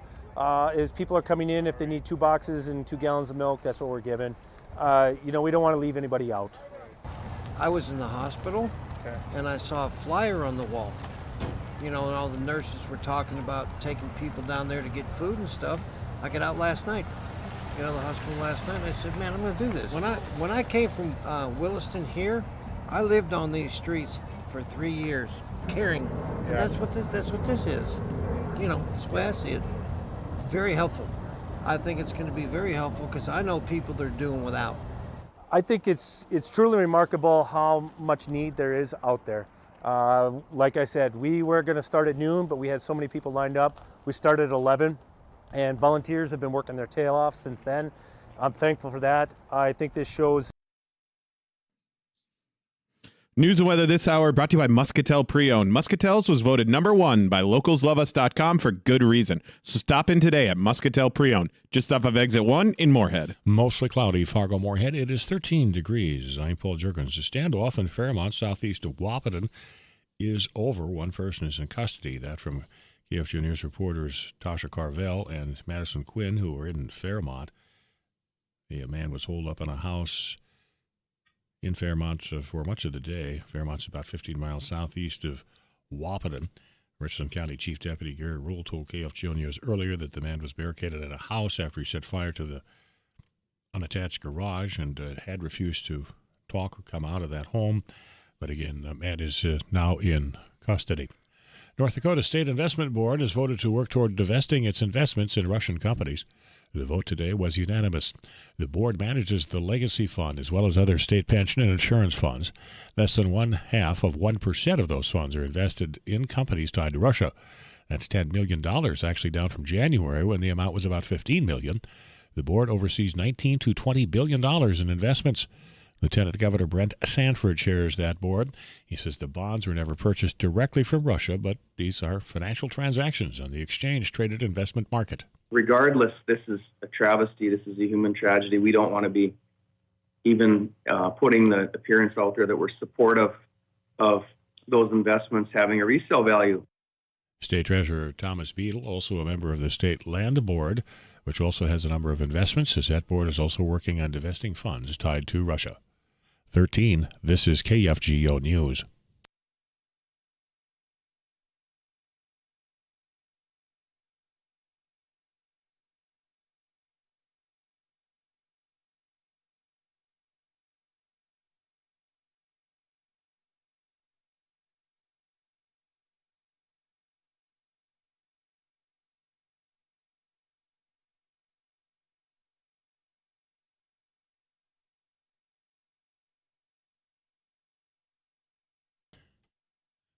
Mostly cloudy, 13. This is KFGO News. The Minnesota Senate has held its first votes on a package of Republican-backed education bills promoted as a parent's Bill of Rights. Most of them likely won't make it through the Democratic-controlled House this session, though. But the debate tees off some hot-button social issues for the election campaign. A bill allowing parents to review all instructional materials without cost and immediately on request passed 37-30. Senate Republican leaders decided to defer the debate over one of the most contentious bills, one opposed by advocates for LGBTQ youth, until an unspecified future date, citing a scheduling conflict. Millions of dollars will be spent on at least 3 Minnesota congressional races this year. There are 3 congressional seats being targeted in Minnesota by both Republicans and Democrats in the midterm elections. Republicans think they can flip the 2nd district seat held by Angie Craig and the 3rd district seat held by Dean Phillips. They also want to retain control of the open seat in the 1st district that was left open after the passing of Jim Hagedorn. University of Minnesota political science professor Larry Jacobs says control of Minnesota's state legislature will also likely draw in millions of dollars. That's reporter Susie Jones. Workers sorting through donations for the Dakota Boys and Girls Ranch in Minot made an unexpected discovery. An employee handling a bag of donations found marijuana that was traced to the Berthold Police Department. Police Chief Al Schmidt says his department often takes donations of clothes, blankets, and other items to the Minot Ranch. A recently closed case involved marijuana, and the evidence was supposed to be destroyed. Schmidt, though, says it was inadvertently placed in a truck of donated items that wound up at the donation site. Fargo-Moorhead will be cloudy tonight, maybe some light snow or flurries. On the radar, it looks like we're seeing some flurry activity in far southeastern North Dakota, northeastern South Dakota into west central and southwestern Minnesota. Light activity. We again had that chance of light snow flurries tonight, just a slight chance. Steady or slowly rising temperatures.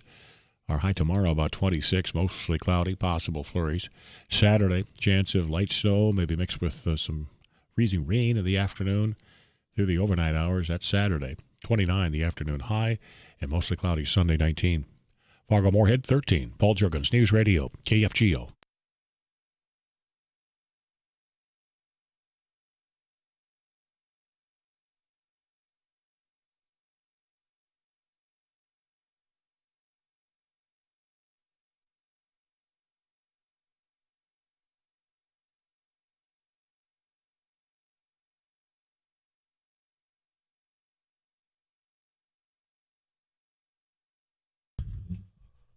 Rusty Halverson back in the KFGO studio.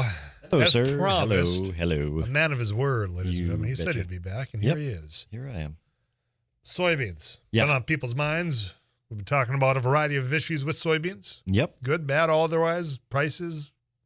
So, what's the latest here? I know that they've been talking about getting people in the right positions here. Yeah, exactly. Representation from North Dakota on the United Soybean Board. Lots of good folks serve for North Dakota when it comes to the United Soybean Board and volunteer service. And USDA announced the appointment of Cindy Pulskamp, a soybean farmer from Hillsboro, to serve on the USB. She and her husband Neil produce soybeans, wheat, and sugar beets up in Trail County. She's excited for the opportunity to represent the nation's soybean growers.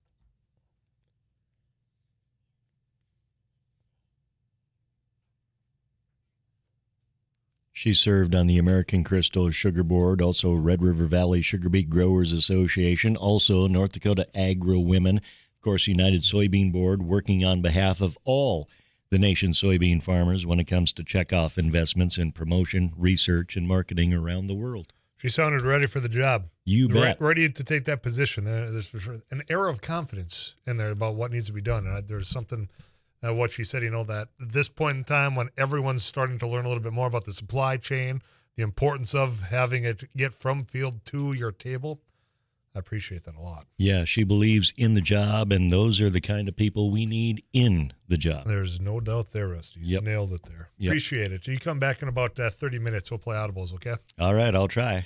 I'll try it. You'll be present. I'll be present. Abby Miller will be present. J.J. Gordon, guess what? He's going to be present as well. Oh, no. Well, Derek Hansen out. Matt English out. JJ's so good. I know. Oofda. I know. Trust me. All right, we've got a task. Yes, and it's a long road ahead of us. Yes, it is. An uphill battle. A lot of sayings in agriculture. A lot of sayings. I was trying to go find one more off the top of my head. I couldn't do it. Tough road to hoe. There you go. That is 3. There's no more than 3 thus far. Appreciate it, Rusty. You want to check out more of his work? Sarah Heinrich can be found there as well, both multi-award-winning journalists in agriculture. KFGO.com. All you got to do is click on that agriculture tab to learn more. We'll learn more national news headlines from CBS when we come back. Tanner Cherney, Devil's Lake Tourism. We will see what the latest fishing report is up on Devil's Lake. Stick around.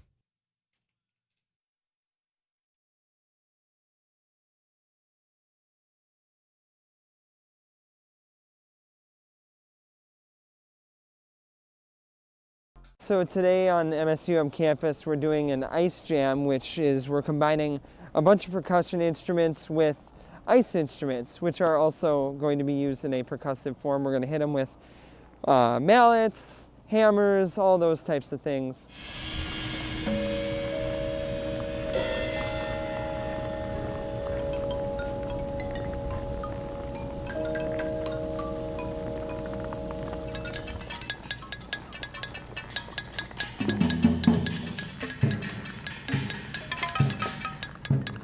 Today is all improv, so we're all just kind of working with ideas that we just kind of think of as we go, and we kind of play off each other, and it's fun to collaborate but also have a sense of independence. Thanks for watching News and Views on YouTube. Don't forget to subscribe and like our page, and send us a text anytime at 35270.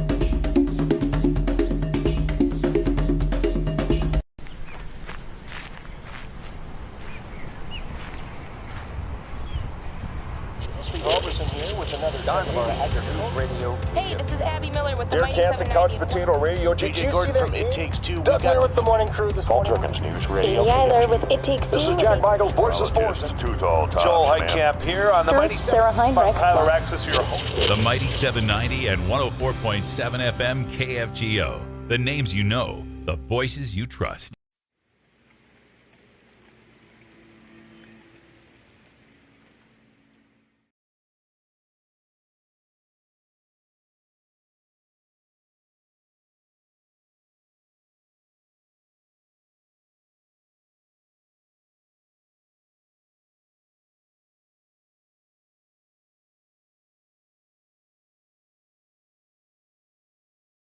Well, we're doing a food giveaway event to the community.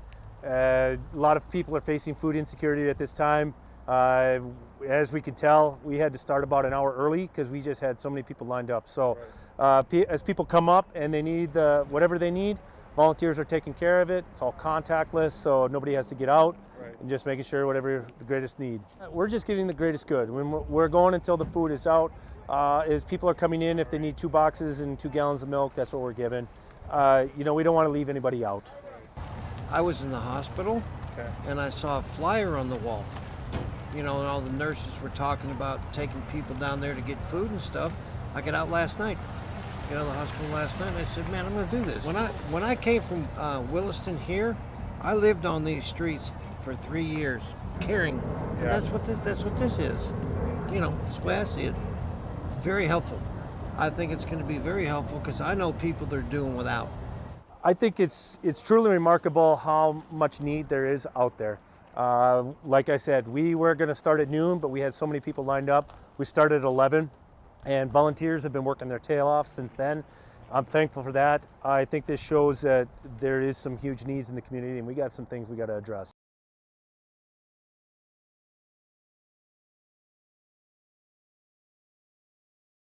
That is Devil's Lake, North Dakota, and we connect with Tanner Cherney. Tanner, how you doing this week? Doing well, Tyler. How about yourself? Yeah, not doing too bad either. It's been a mild week. It's been okay. We're hoping for, a decent weekend. As I'm sure the same up there. Actually, I think if we get anything, and we'll let you know the latest from Too Tall Tom in just a little bit here. You guys, I think, are going to be in the clear regardless up there. So there's no reason to not get up and do some ice fishing on Devil's Lake. Absolutely. It's looking like a great weekend. And, as we've talked in the past about some of the snow we've got on here, with these cold temps and a little bit of freezing drizzle we've had over the last week and a half, it's definitely hardened that snow cap that's been on the lake. So access has gotten a lot better. Bounced around with the Ranger with tires all week and had really no issues getting into bad drifts or anything like that. So, if you're a little leery just because of access issues, things have been definitely on the better side of that now with some of this hard snowpack. Yeah, and you know what? I don't mean to. You guys have been fortunate in Devil's Lake compared to, I think, some other lakes, probably a little bit further south in this area, because I know from the beginning it seems as though Devil's Lake has had a good solid foundation of ice. Yeah, it's been choppy at times just because of the weather, but overall it seems as though Devil's Lake's been one of the most accessible lakes in this region during ice fishing season. It has. One of our benefits is being kind of, not a lot of sheltered areas with trees and things like that. So when we do get our snow, at least we have the opportunity for that to blow around. There are going to be areas where you might have blowing up and drifting snow on certain sides of the lake. But for the most part, it gets blown out here and it moves around pretty dang well that we don't notice the effects as much as a sheltered lake with a lot of trees around it. Yeah, it's noticeable. And I've heard that from people from down here that have gone up there. They've tried some of the other ones down here. During that time, I think we've kind of gotten past that now. We've had some snow events, but then we've had some warming as well. But they've come back, and they're the ones that are reporting that, hey, Devil's Lake, we haven't had any issues. So congratulations. Do I say that? Is that appropriate? I don't know. But, I think it is. Yeah, it's congratulations on living where you do if you're an ice fisherman. What's the presentation? What are things? What are the perch? What are they biting? What's getting them to take that nibble? So jig and spoons for walleyes have been working pretty well, but just with some of these fluctuating temps and different things we've had over the last week, a lot of these fish have been coming on dead sticks with a full minnow. That's been a really good presentation for the walleyes. And as far as the perch, days like today where you get that sun shining, you're definitely going to find a more active bite. And a lot of those are coming on, your small tungsten jigs with waxworms on there, or, your tiniest of Northland buckshots or clam rattle spoons or like little Haleys, just small presentations with waxworms. And if you do find that these fish are super aggressive, the one tip is to maximize the opportunity while those fish are hungry is have a couple of rods baited and ready. So you get that fish up from 40 feet of water, you have another one ready to drop down and capitalize on those active fish. Smart advice from someone who knows. That's Tanner Cherney. Not everyone wants to go up and ice fish, but they want to go out and spend time in Devil's Lake, even during this cold. We've become so accustomed to it by this point in the year. What are some other activities for, let's say, a family goes up, she wants to go ice fishing, he doesn't, vice versa. What else could people be doing up there this time of year? Absolutely. So, we've got a lot of hotels that have got pools in them, so there's great opportunities for kids to have a little fun and burn some energy. But, we've got White Horse Hill south of town that's open where, there's not the whole drivable trails open in the winter, but there's still opportunities to get out there and snowshoe, see the buffalo, everything like that, the wildlife, the elk. And then, we have a couple areas of cross-country ski trails, especially out at the state park at Graham's Island. I think there's over 3 to 4 miles of cross-country trails through their trees there. So a lot of different options, whether you're looking to burn a day while the husband's out on the ice or caught your limit in the morning and just looking to explore. And like we've talked, a lot of great restaurant options that have come up in the last 5 years. Yeah, there's no doubt there. Actually, you know what? You bring up a restaurant, and I stumbled upon this, I think it was last week, it was National Margarita Day. And I'd said, where do you go find a really good margarita? And now I apologize for the dozens of people that text in, but a lot of people are talking about the Mexican restaurant Devil's Lake. So I know that have been one of those. Help me with the name. Do you recall what it is? It is Charas and Tequila. There you go. Thank you. That is right. Yeah, because people were texting that in. And I've been there. in passing. But okay, so now in a couple weeks when I'm up there, I've got to make my stop, and I'll have one of the margaritas there. But that's one of the new restaurants that's popped up over the course of the last few years. I mean, the growth, the utilization of the recreation up on that lake, and what has brought people there to really start a business, start a life up there.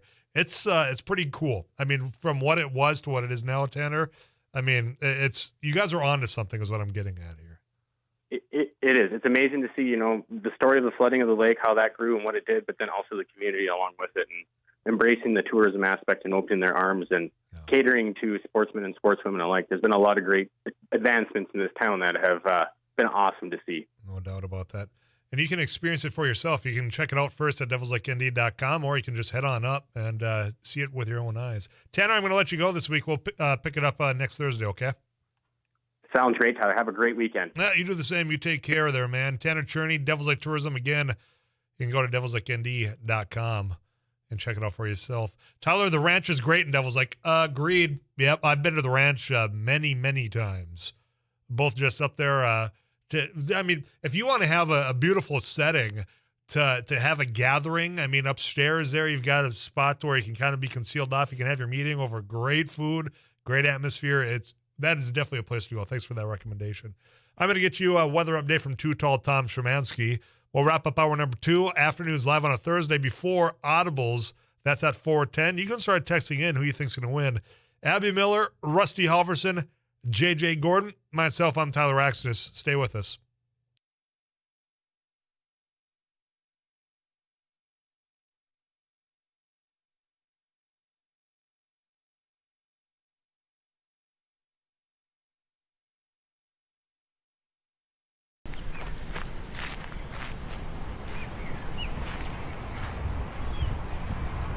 Halverson here with another Dynamite News Radio. Hey, this is Abby Miller with the Derek Mighty Hansen, 790. Couch Potato Radio. Did you see that? It Takes Two. Doug here with the morning crew this morning. News Radio. Amy Eiler with It Takes Two. This is Jack Michaels, Voices Forces. Too Tall Tom. Joel Heitkamp here on the Mighty Sarah Heinrich. Tyler Axis, your host. The Mighty 790 and 104.7 FM KFGO. The names you know, the voices you trust. So today on MSUM campus, we're doing an ice jam, which is we're combining a bunch of percussion instruments with ice instruments, which are also going to be used in a percussive form. We're going to hit them with mallets, hammers, all those types of things.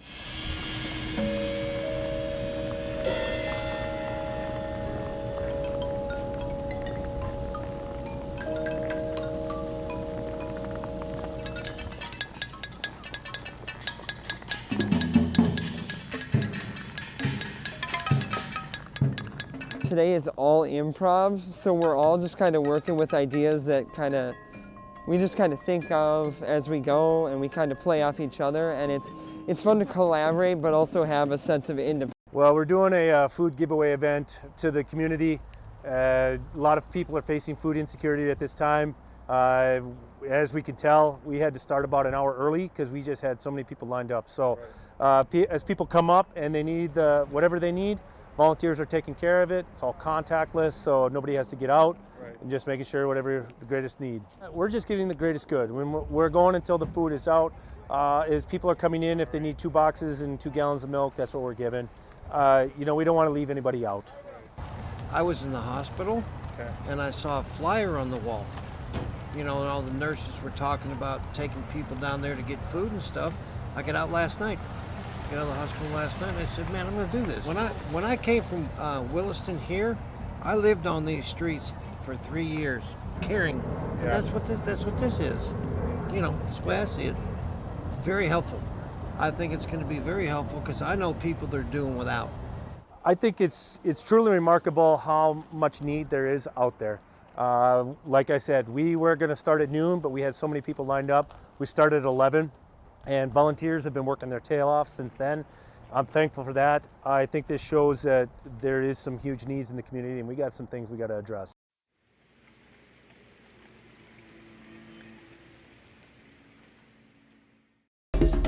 Thanks for watching News and Views on YouTube. Don't forget to subscribe and like our page, and send us a text anytime at 35270.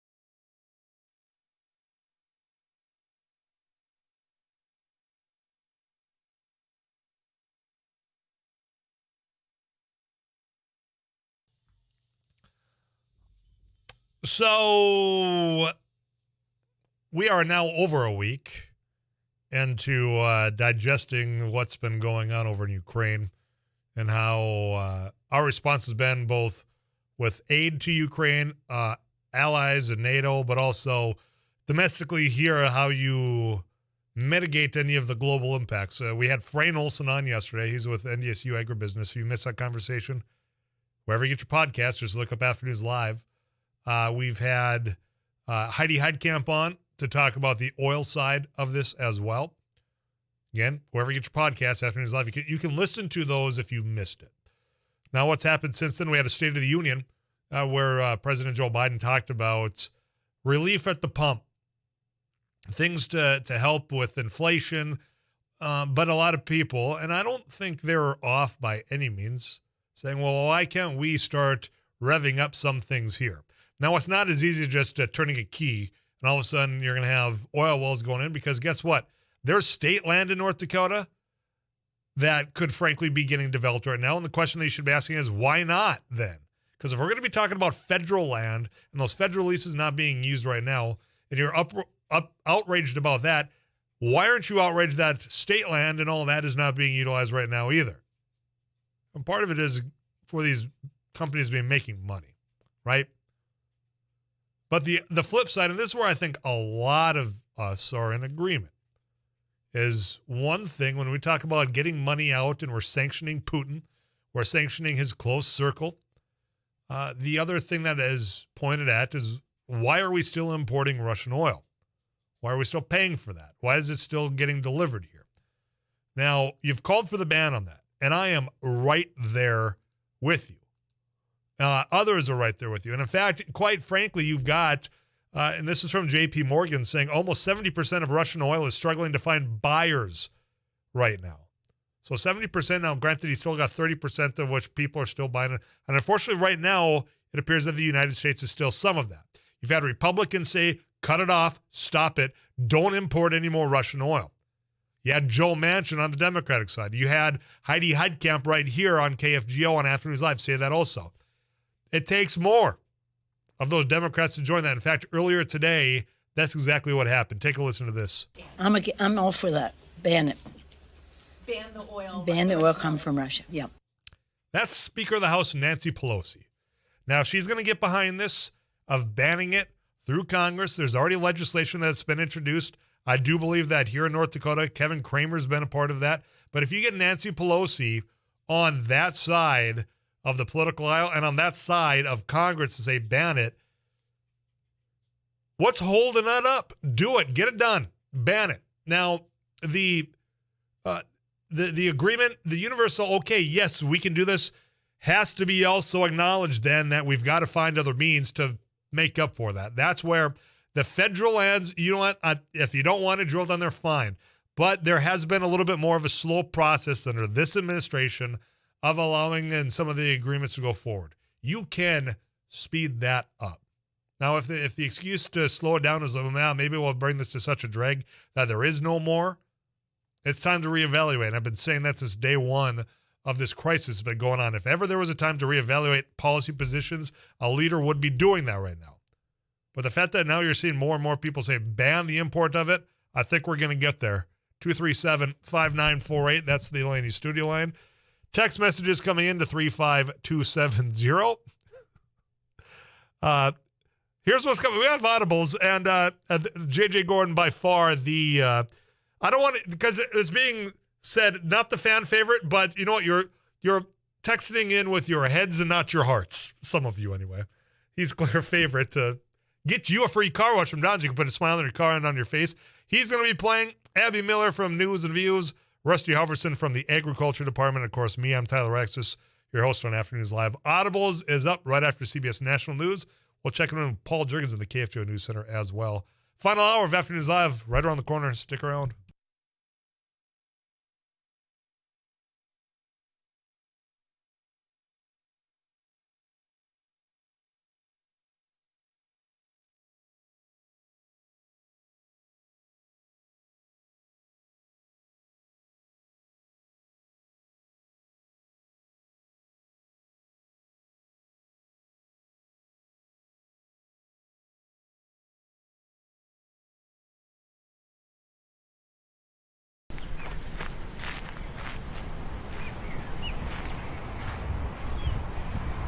Rusty Halverson here with another Don Fargo News Radio. Hey, this is Abby Miller with the Air Mighty Canson 790. Couch Potato Radio. Did you see that? It Takes Two. Doug here with the morning crew this morning. Jerkins News Radio. Katie Eiler with It Takes Two. This is Jack Michaels, Voices Forces. Too tall, Joel Heitkamp here on the Mighty Sarah Heinrich. Tyler Axis, your host. The Mighty 790 and 104.7 FM KFGO. The names you know, the voices you trust.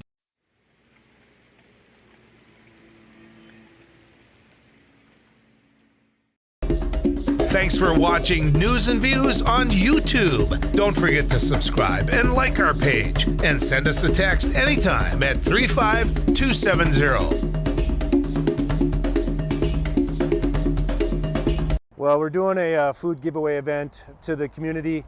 A lot of people are facing food insecurity at this time.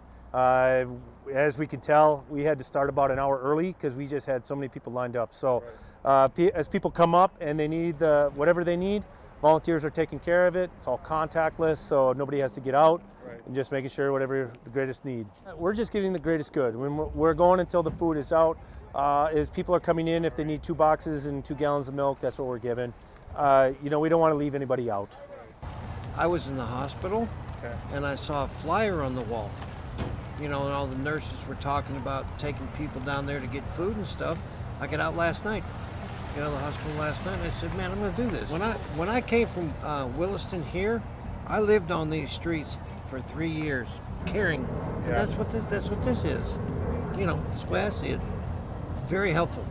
I think it's going to be very helpful because I know people that are doing without. I think it's truly remarkable how much need there is out there.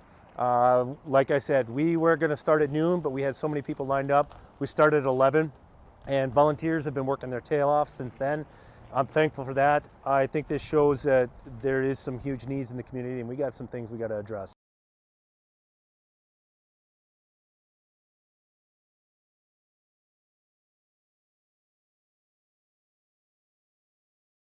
So today on MSUM campus, we're doing an ice jam, which is we're combining a bunch of percussion instruments with ice instruments, which are also going to be used in a percussive form. We're going to hit them with mallets, hammers, all those types of things.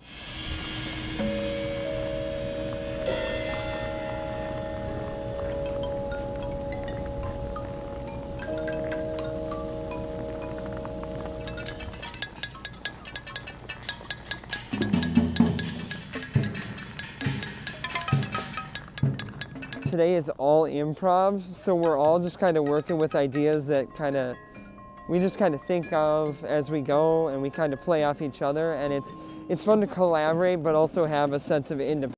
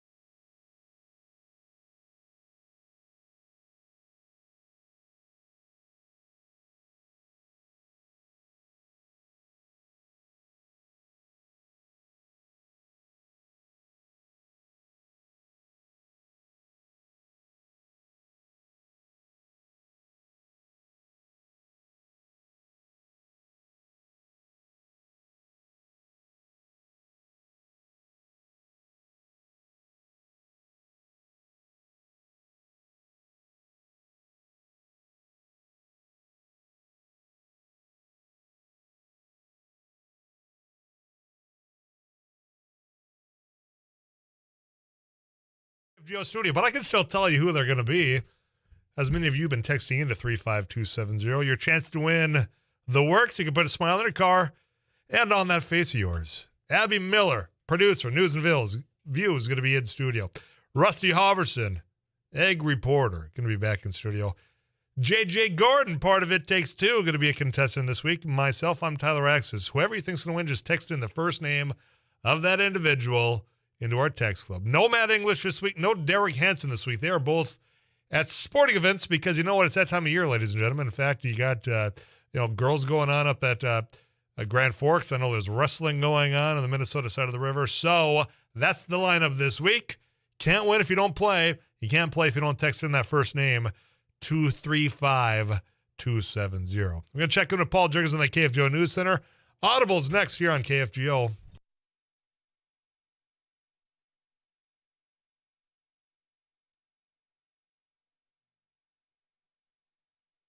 KFGO News, mostly cloudy. Fargo-Moorhead, it is 13 degrees. I'm Paul Jurgens.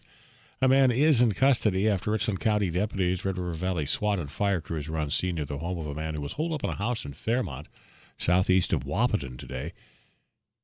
Richland County Chief Deputy Gary Rule says that man was barricaded in a house after he set fire to the unattached garage. For a time, he refused to talk or come out of the home. And man had posted a message on social media saying he was upset over the whole world. SWAT and its negotiators were on that scene. It isn't known whether the man was armed. The Fairmont and Hankinson fire departments were on standby. The school was on lockdown and streets were barricaded for safety reasons. But once again, that man is in custody, according to KFGO News reporters Madison Quinn and Tasha Carvel. North Dakota State Investment Board met in a special session today to discuss the state's Russian investments. The board's chief investment officer reported that over the past 3 days, the board has decreased its exposure in Russia by nearly 40%, from nearly $16 million down to $10 million.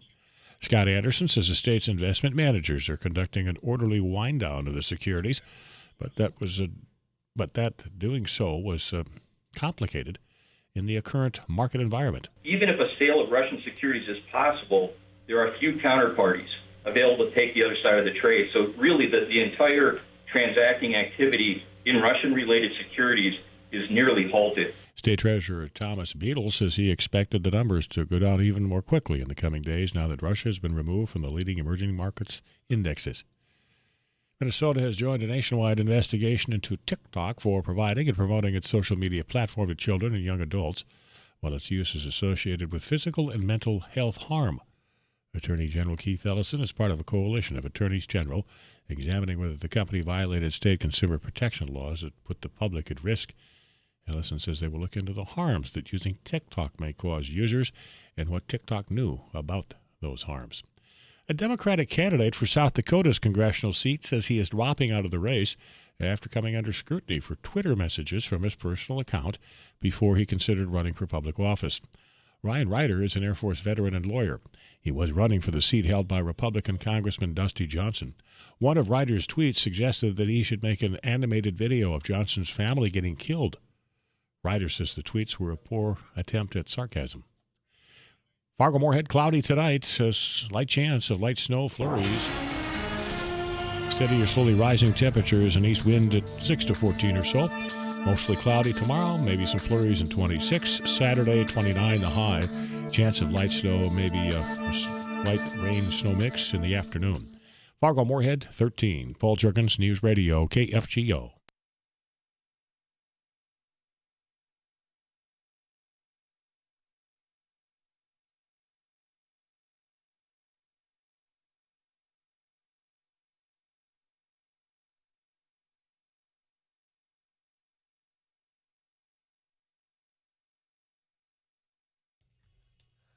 Well, it's a pleasure of you all to join me in the KFGO studio. Oh, my gosh. Oh, yeah. Tyler's so sassy because he didn't have us to banter with. To trash talk with. Yeah. Oh.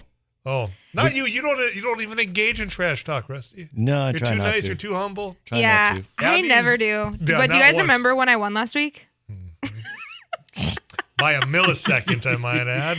In a dramatic tiebreaker. A win is a win. I aim for the drama. Yeah. For the dub. JJ Gordon comes waltzing in. Yeah, I'm not going to trash talk anybody, but I will say this. I am so good at this game. I don't even know why I bother anymore. I, too, am humble. If you want to watch us at kfgo.com, you can do that, or YouTube. We are all there. In fact, actually, we're probably not. I think the camera just broke on us. So be it. You got to love technology. It looks like 2 of the 3 cameras are working. Just yours is failing. You don't need to see me anyway. You can just hear me right here over the airwaves of your dashboard. JJ is waving. In the confines of your office. There, I think I'm back. Yeah, there we go. Now we've had to reboot. We're going to Classic. reboot Afternoons Live here in Audibles as well. Okay, JJ Gordon's here. You are definitely the top vote getter in the text club. So people do. See, now it does make me very nervous, right? Yeah. Because I have lost at Audibles once. So you have to perform well, though. Right. Because everybody expects you to win. Right. How many times have you played? Maybe 5 times. Has it been that many times? I think so. Because he says he's lost once. I was thinking he's only played 3 times. He played 3 in a row back in August of 20. Looking in the black. You played the. Did you? I played as Abby Miller. Yeah, you played as Abby one time. You played as Abby. Did you count that as JJ or me though? Yes. I also play every single week in my car. I was actually listening that week when JJ was playing me as I was getting ready for a wedding. That's what he listened to. That's what it was. You were listening to. Yeah, I'm sure everyone was happy. And I was getting so frustrated that JJ, like some of them I knew actually before JJ got them. I bet. Well, yeah. Do you have anybody to no. second that claim? No. No. Okay. Eric Johnson put together Audible's game for today.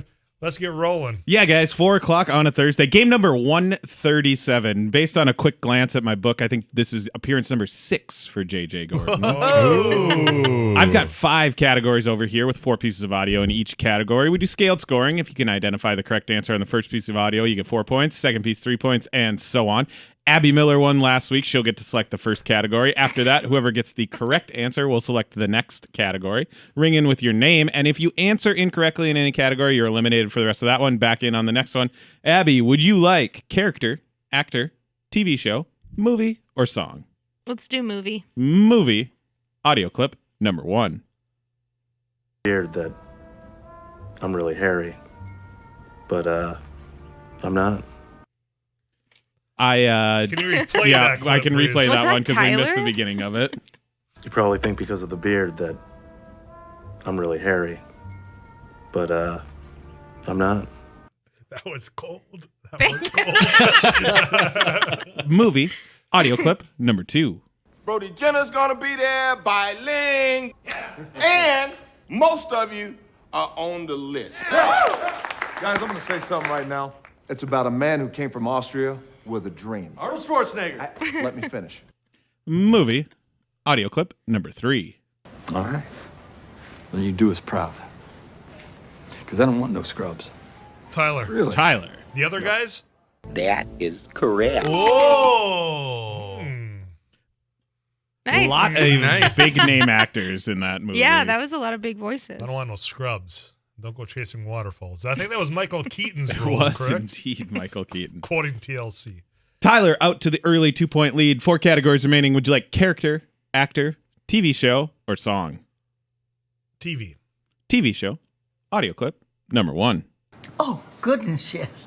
There's Fluffy, Princess, Tigger, Socks. Oh, and these are people JJ. we're talking about, and not cats, right? Now, what category is this, please? TV show. That would be Saturday Night Live. That is What? correct. In one of the great census skits on there. First played by Christopher Walken, and then they redid it for Betty White when she was on. She's Accurate. naming people who lived there. All accurate points. Yep. That I had no idea JJ would have knowledge of. Yeah, well, JJ knows his SNL. I didn't have many friends growing up. Well, that vaults JJ into the lead with 4 points. Tyler still on the board with 2. 3 categories remaining. Character, actor, or song, JJ? I'd like to take actor, please. Actor. Audio clip number 1. The Parthenon, Greek family restaurant, they'll park at the bank, they'll tow you away. Actor. Audio clip number 2. Humans bring the food, take the food, ship the food, they drive the food, they wear the food. That gets the food hot. JJ! That keeps the food cold. JJ. That would be Bruce Willis. That is correct. Wow. From Over the Hedge. What's that first clip from, just out of curiosity? A bit on Saturday Night Live. Oh, where okay. he's singing about all his sponsors. What was going to be the last clip? It's not a motorcycle, baby. It's a chopper. Come on. Oh, yeah. I would've got that Sorry, one. baby. I Rusty. had to crash that. I'm a little mad that Die Hard wasn't any of those clues. That's what I wonder Well, it if might have been the other Yippee-ki-yay one. was going to be the last one. Die Hard's one of those ones where heavy editing is required Yeah, for a that's lot true. of the Just yippee-ki-yay. Yeah. We'll go with character next, please. All right, character. Waste no time. Yeah. JJ On now with it. with a 7-2 to 0-0 lead. 2 categories remaining, so everybody's still alive. Abby and Rusty got to make a move here on character. Debatable. Audio clip number 1. Are you writing a book? We had a quiet word with a couple of Vikings. Well, then I got dressed, I went downstairs, I saw the girls Lucy was missing. Where's Lucy? Character. Audio clip number 2. The climate must be perfect for the year. A law was made a distant moon ago here. Rusty. July and Rusty. August cannot. King Arthur. That is Wow, that was good. That was a guess. That was a great guess. Here's what I enjoy when Rusty does ring in. He makes direct eye contact with me to deliver his answer. I assume everyone would have got it with The Lady of the Lake. Her arm clad in the purest shimmering samite held aloft Excalibur from the bosom of the water. Oh, there you go. Signifying by divine providence that I was to carry Excalibur. That is why I'm your king. Some What is tarts the, giving out swords. What's the musical King Arthur one? that is Rusty got? Yep, from the 60s. Richard Harris, I believe, was that version of King Arthur. I worried that somebody would be upset about using character for a person who's probably historically real, but Who do you think we are being that picky? well, JJ's playing. Yeah. Excuse me here. All right, so here's where we sit. JJ still on top with 7 points. Shoot. Rusty, the only player alive with 3, needs all 4 for the tie. Anybody else gets the answer right, and JJ is victorious. Final category. Rusty. Song. Audio clip number 1. I will tell him that I love him, kiss or hug him. Song. Audio clip number 2. Like nobody.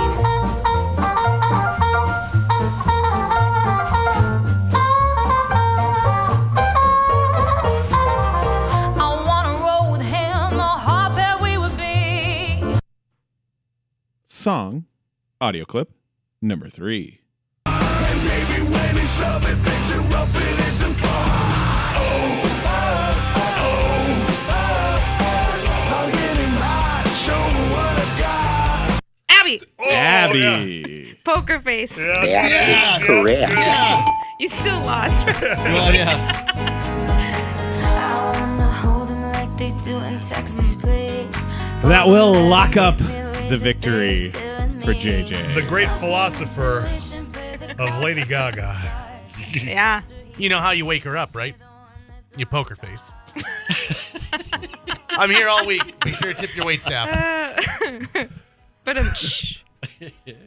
Well, I've been waiting to use that one. Oh, my nephew told me that like years ago when he was like 5. And you've I've just been been waiting holding to it, like. yeah. You it put that doesn't one really in your come- pocket and waited for Yeah, it. it doesn't come into conversation very often. So Not when I anymore. can finally find it, and boom. Boom. Stick the landing, you said. Has Lady Gaga ever been a like an actor category for you? Because she's in a bunch of different movies Yeah. now with different accents. Yeah, has TV not too. as of Yeah. yet. Yeah. But yeah, you're right. Especially with that House of Gucci. Yeah. We've got a Now really that weird her accent there. bad like New Jersey accent in that.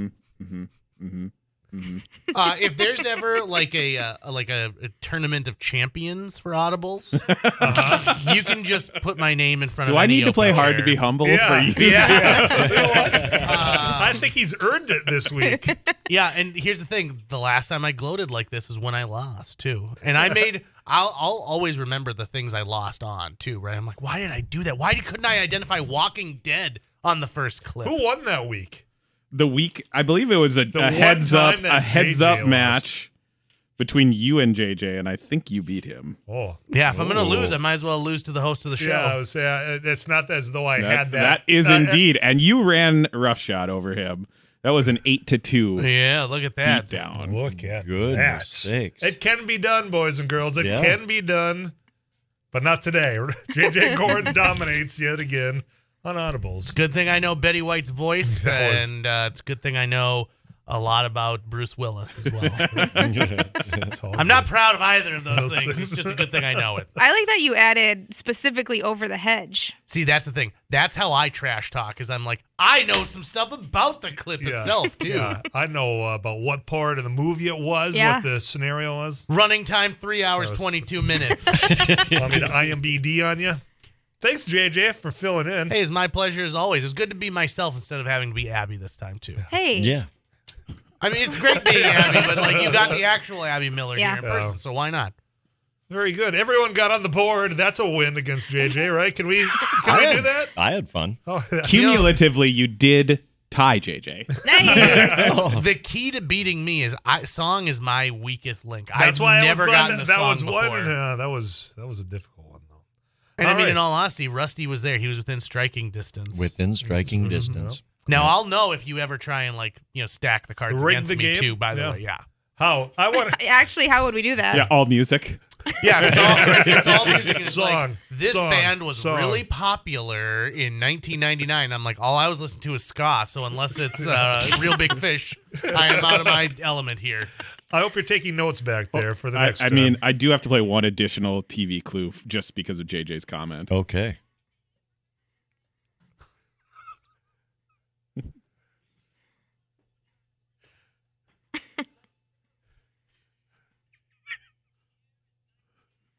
It's from just this weekend. A ska swing scene from SNL. Going to my brother's house was the title of that sketch. If you picked JJ Gordon, of which many of you did, That's smart of you. I mean, you get the advanced copies of some of this stuff. No, I And you know. get to read? This is, I mean, the happiest I'll be. I'm going to go home and my wife is going to be like, you did not sound great on the radio today. You sounded like a real jerk. And I know that this is the one time you ever get to shine in anything because, then they're going to start talking sports and you're like, you guys ever see the movie Little Big League? Yes. And that's my only place. It's okay to brag every now and then, JJ. Oh, is it? You know your strengths. You know your weaknesses. Let's be honest though. I only knew Saturday Night Live sketch with Betty White and Bruce Willis. That is not that impressive, if I'm going to be honest. You got them pretty quick though. Yeah. Yeah, I wish I had gotten that Bruce Willis on that first one though. Brucey baby. Although I hear that he's really a jerk in real life. Is he? Yeah. I'm stunned. He and Kevin Smith did not get along in the making of the movie Cop Out. Yeah, they really go back and forth. Anyway. You've heard enough from me.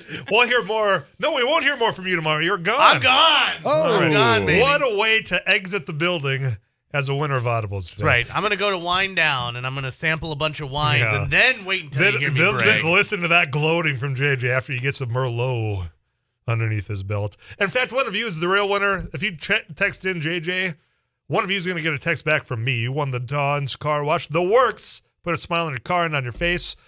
Take a quick break here. Way behind my time. We'll check in with Paul Jersey at KFJO News Center and wrap up Afternoons Live. Final half hour next. So today on MSUM campus, we're doing an ice jam, which is we're combining a bunch of percussion instruments with ice instruments, which are also going to be used in a percussive form. We're going to hit them with mallets, hammers, all those types of things.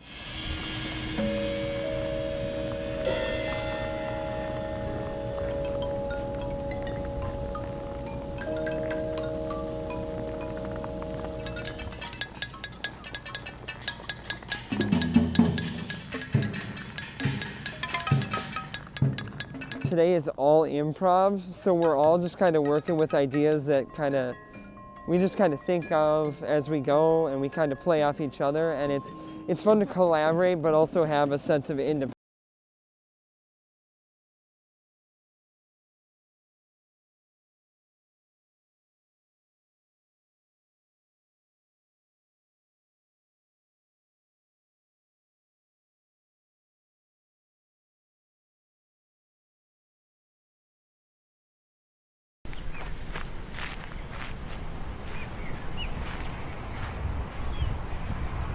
Halverson here with another News Radio. Hey, this is Abby Miller with the Derek Mighty Hansen, Couch Potato Radio. Did you see that? It Takes Two. Doug here with the morning crew this morning. Jerkins News Radio. Amy Eiler with It Takes Two. This is Jack Michaels, Voices Forces. Too tall. Joel Heitkamp here on the Mighty Sarah Heinrich. Tyler Axis, your host. The Mighty 790 and 104.7 FM KFGO. The names you know, the voices you trust.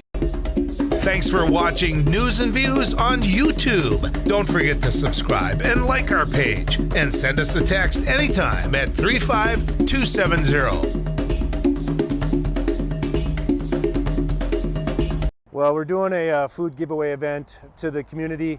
A lot of people are facing food insecurity at this time. As we can tell, we had to start about an hour early because we just had so many people lined up. So as people come up and they need whatever they need, volunteers are taking care of it. It's all contactless, so nobody has to get out, and just making sure whatever the greatest need. We're just getting the greatest good. We're going until the food is out. As people are coming in, if they need 2 boxes and 2 gallons of milk, that's what we're giving. We don't want to leave anybody out. I was in the hospital, and I saw a flyer on the wall. And all the nurses were talking about taking people down there to get food and stuff. I got out last night, the hospital last night, and I said, man, I'm going to do this. When I came from Williston here, I lived on these streets for 3 years, caring. And that's what this is. That's the way I see it. Very helpful. I think it's going to be very helpful because I know people that are doing without. I think it's truly remarkable how much need there is. One of you did get a text back from me, though. I'm awaiting your response so I can get you this Don's Car Wash. Is somebody called in about this route? We have no idea, but this person did text in. Tyler, Freedom Convoy is going by Mapleton at this moment. That was within the last 10 minutes. So I've no idea where the end destination is. I have no idea how many of them there are. I do know that law enforcement has basically said we know there's going to be an increase in traffic. We don't know if that's going to tie up any traffic of you getting from work to home. If that does happen, I can about imagine how frustrated some of you will be, but we don't know the route. But if you have any updates, by all means, you can send those in to 35270. Other people talking about the price of oil, gas, all of that. Whatever you want to talk about this final half hour, it's you, me, this microphone, and your cell phone the whole rest of the way. I'm Tyler Axis, your host. Eric Johnson, he's our producer. We got another half hour with you right here on KFGO. What's coming up after? You got the Drive Time News. Game On Hockey is going to be following. That's Travis Dunn. Region 1 tournament is going to be taking place as well. I believe Matt English has got the call on that game. And then, of course, Coast to Coast taking you into your late evening hours. I'm Tyler Axis. Stick around.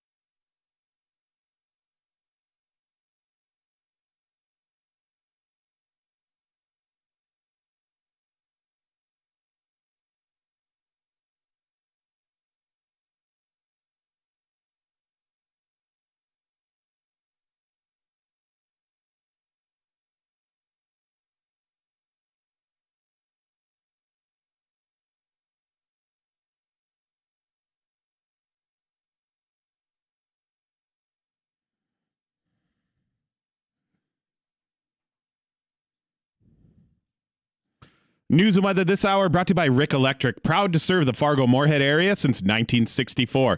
Day or night, they're here for you. Find them at rickelectric.com. Mostly cloudy, Fargo-Moorhead 14. I'm Paul Juergens. A man was arrested this afternoon after an hours-long standoff in Fairmont, southeast of Wahpeton. He is identified as Adam Prochnow. KFGO News reporter Madison Quinn in Fairmont says Prochnow was a suspect in a fire that was set in the lobby of the law enforcement center in Wahpeton earlier this week. He says investigators were preparing to arrest Prochnow when he started his car on fire in the garage this morning. 24, 25-year-old males taken into custody today for lighting, or previously on Tuesday, lighting an IED at the Richland County Sheriff's Office and running away. And now it seems he lit his car on fire this morning. That standoff forced a lockdown of the school in Fairmont. Deputies in the State Patrol also blocked streets until Prochnow was taken into custody. Red River Valley SWAT and the federal ATF agents from Fargo were among those who responded to Fairmont. 14, this is KFGO News.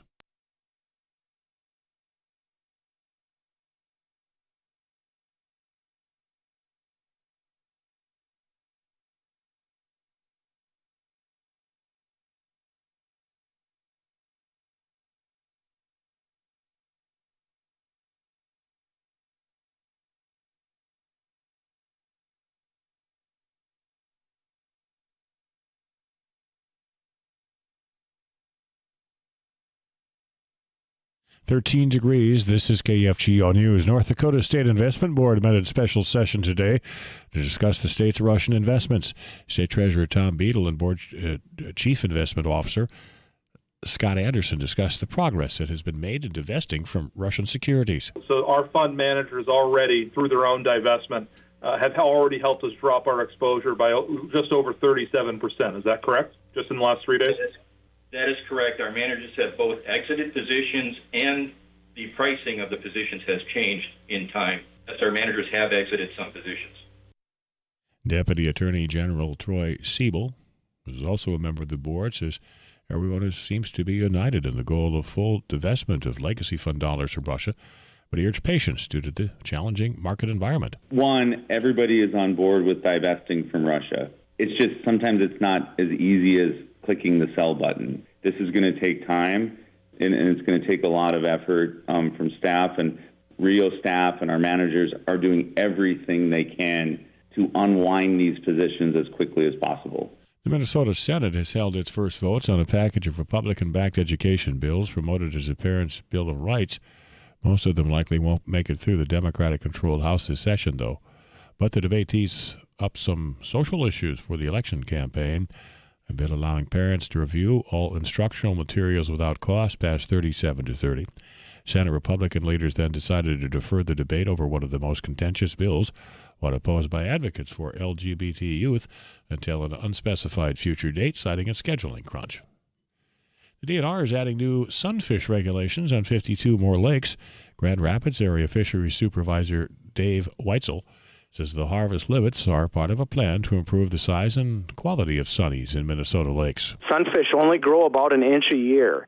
So those 8 and 9 inch sunfish that we enjoy oftentimes take 8 to 10 years to produce. So when we remove those fish at a high rate, it's not easy for nature to replace those fish. Weitzel says the 5 and 10 fish limits are supported by anglers. The statewide possession limit of 20 is not changing. Fargo-Moorhead, cloudy tonight. Maybe some light snow flurries, steady or slowly rising temperatures. Then tomorrow, mostly cloudy. Meteorologist Tom Szymanski has once again a chance of flurries in his forecast at 26. Saturday, possible light snow, maybe mixed with a little light rain in the afternoon through the overnight hours for Saturday. Afternoon high 29. Mostly cloudy Sunday 19, 22 Monday, and partly sunny. Mostly cloudy, it's 14. Paul Juergens, News Radio, KFGO.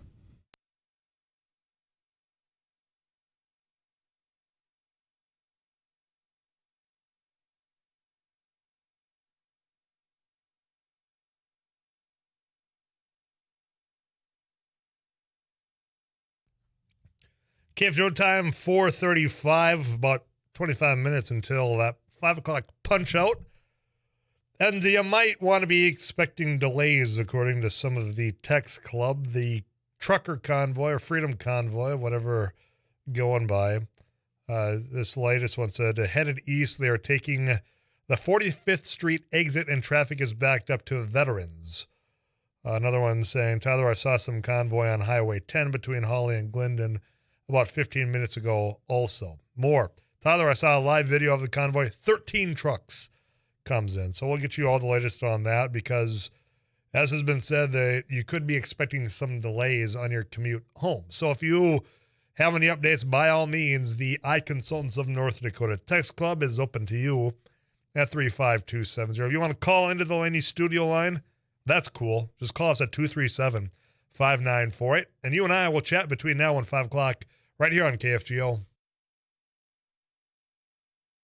So today on MSUM campus, we're doing an ice jam, which is we're combining a bunch of percussion instruments with ice instruments, which are also going to be used in a percussive form. We're going to hit them with mallets, hammers, all those types of things.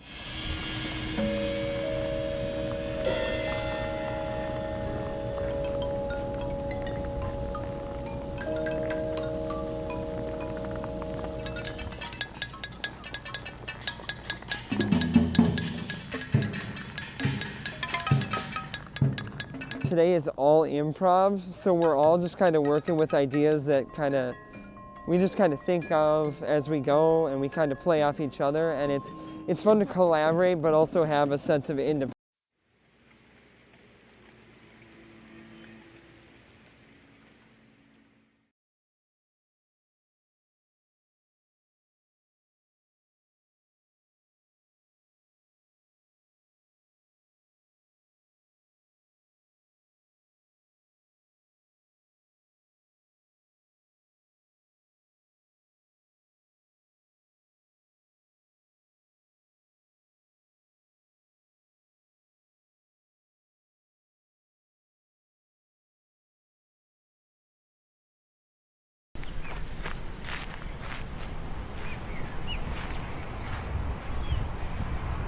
Roberson here with another News Radio. Hey, this is Abby Miller with the Derek Mighty Hansen, Couch 790. Potato Radio. JJ Gordon from It Takes Two. Doug Miller with the morning crew this morning. Jerkins News Radio. Katie Eiler with It Takes Two. This is Jack Michaels, Voices Forces. Too tall, Joel Heitkamp here on the Mighty Sarah Heinrich. Tyler Axis, your host. The Mighty 790 and 104.7 FM KFGO. The names you know, the voices you trust. Well, we're doing a food giveaway event to the community. A lot of people are facing food insecurity at this time. As we can tell, we had to start about an hour early because we just had so many people lined up. So as people come up and they need whatever they need, volunteers are taking care of it. It's all contactless, so nobody has to get out, and just making sure whatever the greatest need. We're just getting the greatest good. We're going until the food is out. As people are coming in, if they need 2 boxes and 2 gallons of milk, that's what we're giving. We don't want to leave anybody out. I was in the hospital, and I saw a flyer on the wall. And all the nurses were talking about taking people down there to get food and stuff. I got out last night, got out of the hospital last night, and I said, man, I'm going to do this. When I came from Williston here, I lived on these streets for 3 years, caring. And that's what this is. That's the way I see it. Very helpful. I think it's going to be very helpful because I know people that are doing without. I think it's truly remarkable how much need there is out there. Like I said, we were going to start at noon, but we had so many people lined up. We started at 11, and volunteers have been working their tail off since then. I'm thankful for that. I think this shows that there is some huge needs in the community, and we got some things we got to address. Thanks for watching News and Views on YouTube. Don't forget to subscribe and like our page, and send us a text anytime at 35. Question comes in, Tyler. Did anyone ask the trucker protest about the greenhouse effect about a worthless protest? I have not had an opportunity to visit. We've had people from the trucking industry on routinely here. In fact, if you've missed our conversations with Kelly Crapu, I'd encourage you, go and listen to those. Everything from regulation to mandates to finding people to actually take up the job and move the product out there. But as far as this goes, I don't. And what I think are on people's minds right now is what you saw up on the Canadian side of the border that's listening right now, and some of the obstruction of the roadways that were going on, even right north of Pembina. That was in Emerson for a couple of days, not to mention all the other more prolonged delays over in Ontario. The thing with this, from what I'm gathering, I know there's people sending in a lot of ridicule, and that's fine, and other people probably something that support this. That's fine as well, as long as they are not obstructing traffic, which, as I just got done telling you, the last report that I got is they're taking the 45th Street exit, and traffic is backed up to Veterans. We did have somebody call in off air suggesting that one of those truck stops over in that area was going to be where they wound up. So just keep that in mind. Over there, you probably see a lot of flags waving. But the question that keeps getting thrown in here is, well, what are they protesting as now as far as mandates go? A lot of them have been struck down. And of course, and that's right. And if it is anything similar to what was being discussed up on the Canadian side, and some people that did take part of that, it wasn't just, truck drivers. It was people that, quite frankly, were protesting government in general. Now, if there's any one of those drivers that is listening right now and you want to set the record straight as to what this convoy's intentions are, Laney Studio Line's open. Let me give you the toll-free 1-800-880-5346. Of course, you get to call into 237-5948. I know there's people that are very emotionally attached to this very thing, saying how stupid it is. Others saying, hey, this is great. Can't wait to cheer them on. I don't know if, in fact, it's true that there's only 13 trucks or if there's more than that. Bottom line is, as long as they are going and moving along, by all means, fine. Again, the biggest thing is the obstruction of moving you home or the product that, quite frankly, has been swallowed up in this whole supply chain bottleneck the way it is. And that's what I said when it came to the Canadian side of this whole, let's block it, we're not going to let people through, especially product, and you're delaying those things on the Michigan side out there. You're delaying parts. Over here, there was concern that if it was prolonged, that you were going to be delaying some much needed things for agriculture. And that's where, when I was talking about it at the time with you, that at some point, if that's going to be the approach, you're going to start angering the people that might have been in support of the initial intent in the first place. Now, with this being a literal convoy, perhaps is being received a little different. I don't know if this is part of the whole group that's going on out to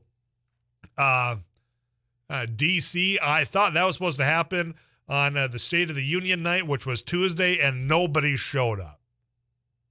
Nobody did. I don't know if this is now a second round of that or not. Messages coming. This is your observations. You're out there. Obviously, I'm in a studio. I've got a studio of which I'm sitting in right now that has no windows to the outside world. So I rely on you, the road warriors out there, to tell us what's going on at 35270.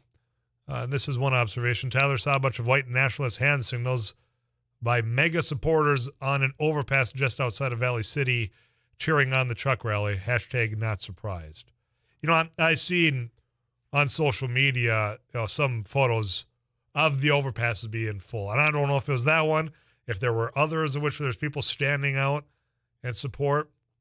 I'm reminded of this moment of, to where you've got these large gatherings during the day, how in some instances you have people, geez, doesn't anybody have a job around here? And then you have this moment. That's not the case. It's cheered on. There's a discrepancy there is what I'm pointing out. But from what we've been hearing is 45th Street here in Fargo is the extent of it as of now. Now, as far as the people that said, look, there's some going on Highway 10 between Holly and Glendon about 15 minutes ago. That was sent in 15 minutes ago. I don't know what direction this person's saying they were going, if they were in fact coming here to meet up or if they were heading east. No answers there. You can help me out with that as well. As for tomorrow, you know that we're going to be at the Sportsman Show. Jack Michael's show on our sister station, 740 The Fan, is going to be there from noon to 1. I'm going to be there from 2 to 5 Saturday. You've got Gone Outdoors, Scott Brewer, Kyle Agri. Lots of opportunity to come up there and visit with us, but also we've sent a lot of you free passes. You can stop by here, pick those up. Love to get a chance to visit with you up there tomorrow or Saturday. I'll probably be hanging out both days out there. I'd encourage you just go out and find something to do. We'll tell you about the weather. How about that right now with Too Tall Tom Schmancy? Your observations, this final 15 minutes are yours. We'll see what's coming up on the Drive Time News. Actually, Derek Hansen away. Eric Johnson's going to be getting you steered right into your Game On Hockey. Travis Dunn will be in the studio. Later on, Region 1 tournament at Northern Cass. I believe Maple River at Northern Cass is going to be the game right here on KFGO. I'm Tyler Axis, getting you to that 5 o'clock punch-out right here on KFGO.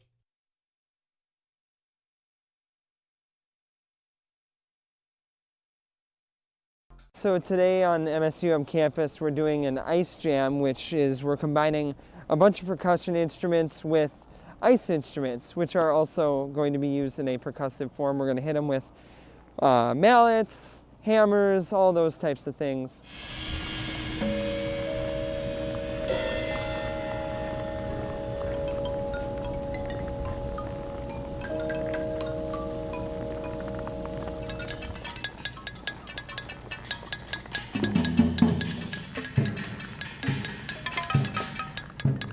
Today is all improv, so we're all just kind of working with ideas that we just kind of think of as we go, and we kind of play off each other, and it's fun to collaborate, but also have a sense of independence.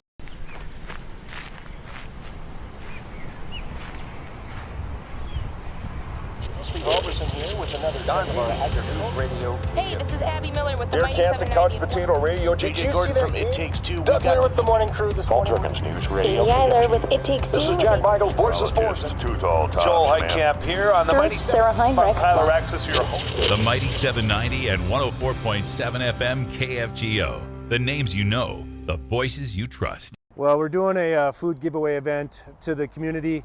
A lot of people are facing food insecurity at this time. As we can tell, we had to start about an hour early because we just had so many people lined up. So as people come up and they need whatever they need, volunteers are taking care of it. It's all contactless, so nobody has to get out, and just making sure whatever the greatest need. We're just giving the greatest good. When we're going until the food is out, as people are coming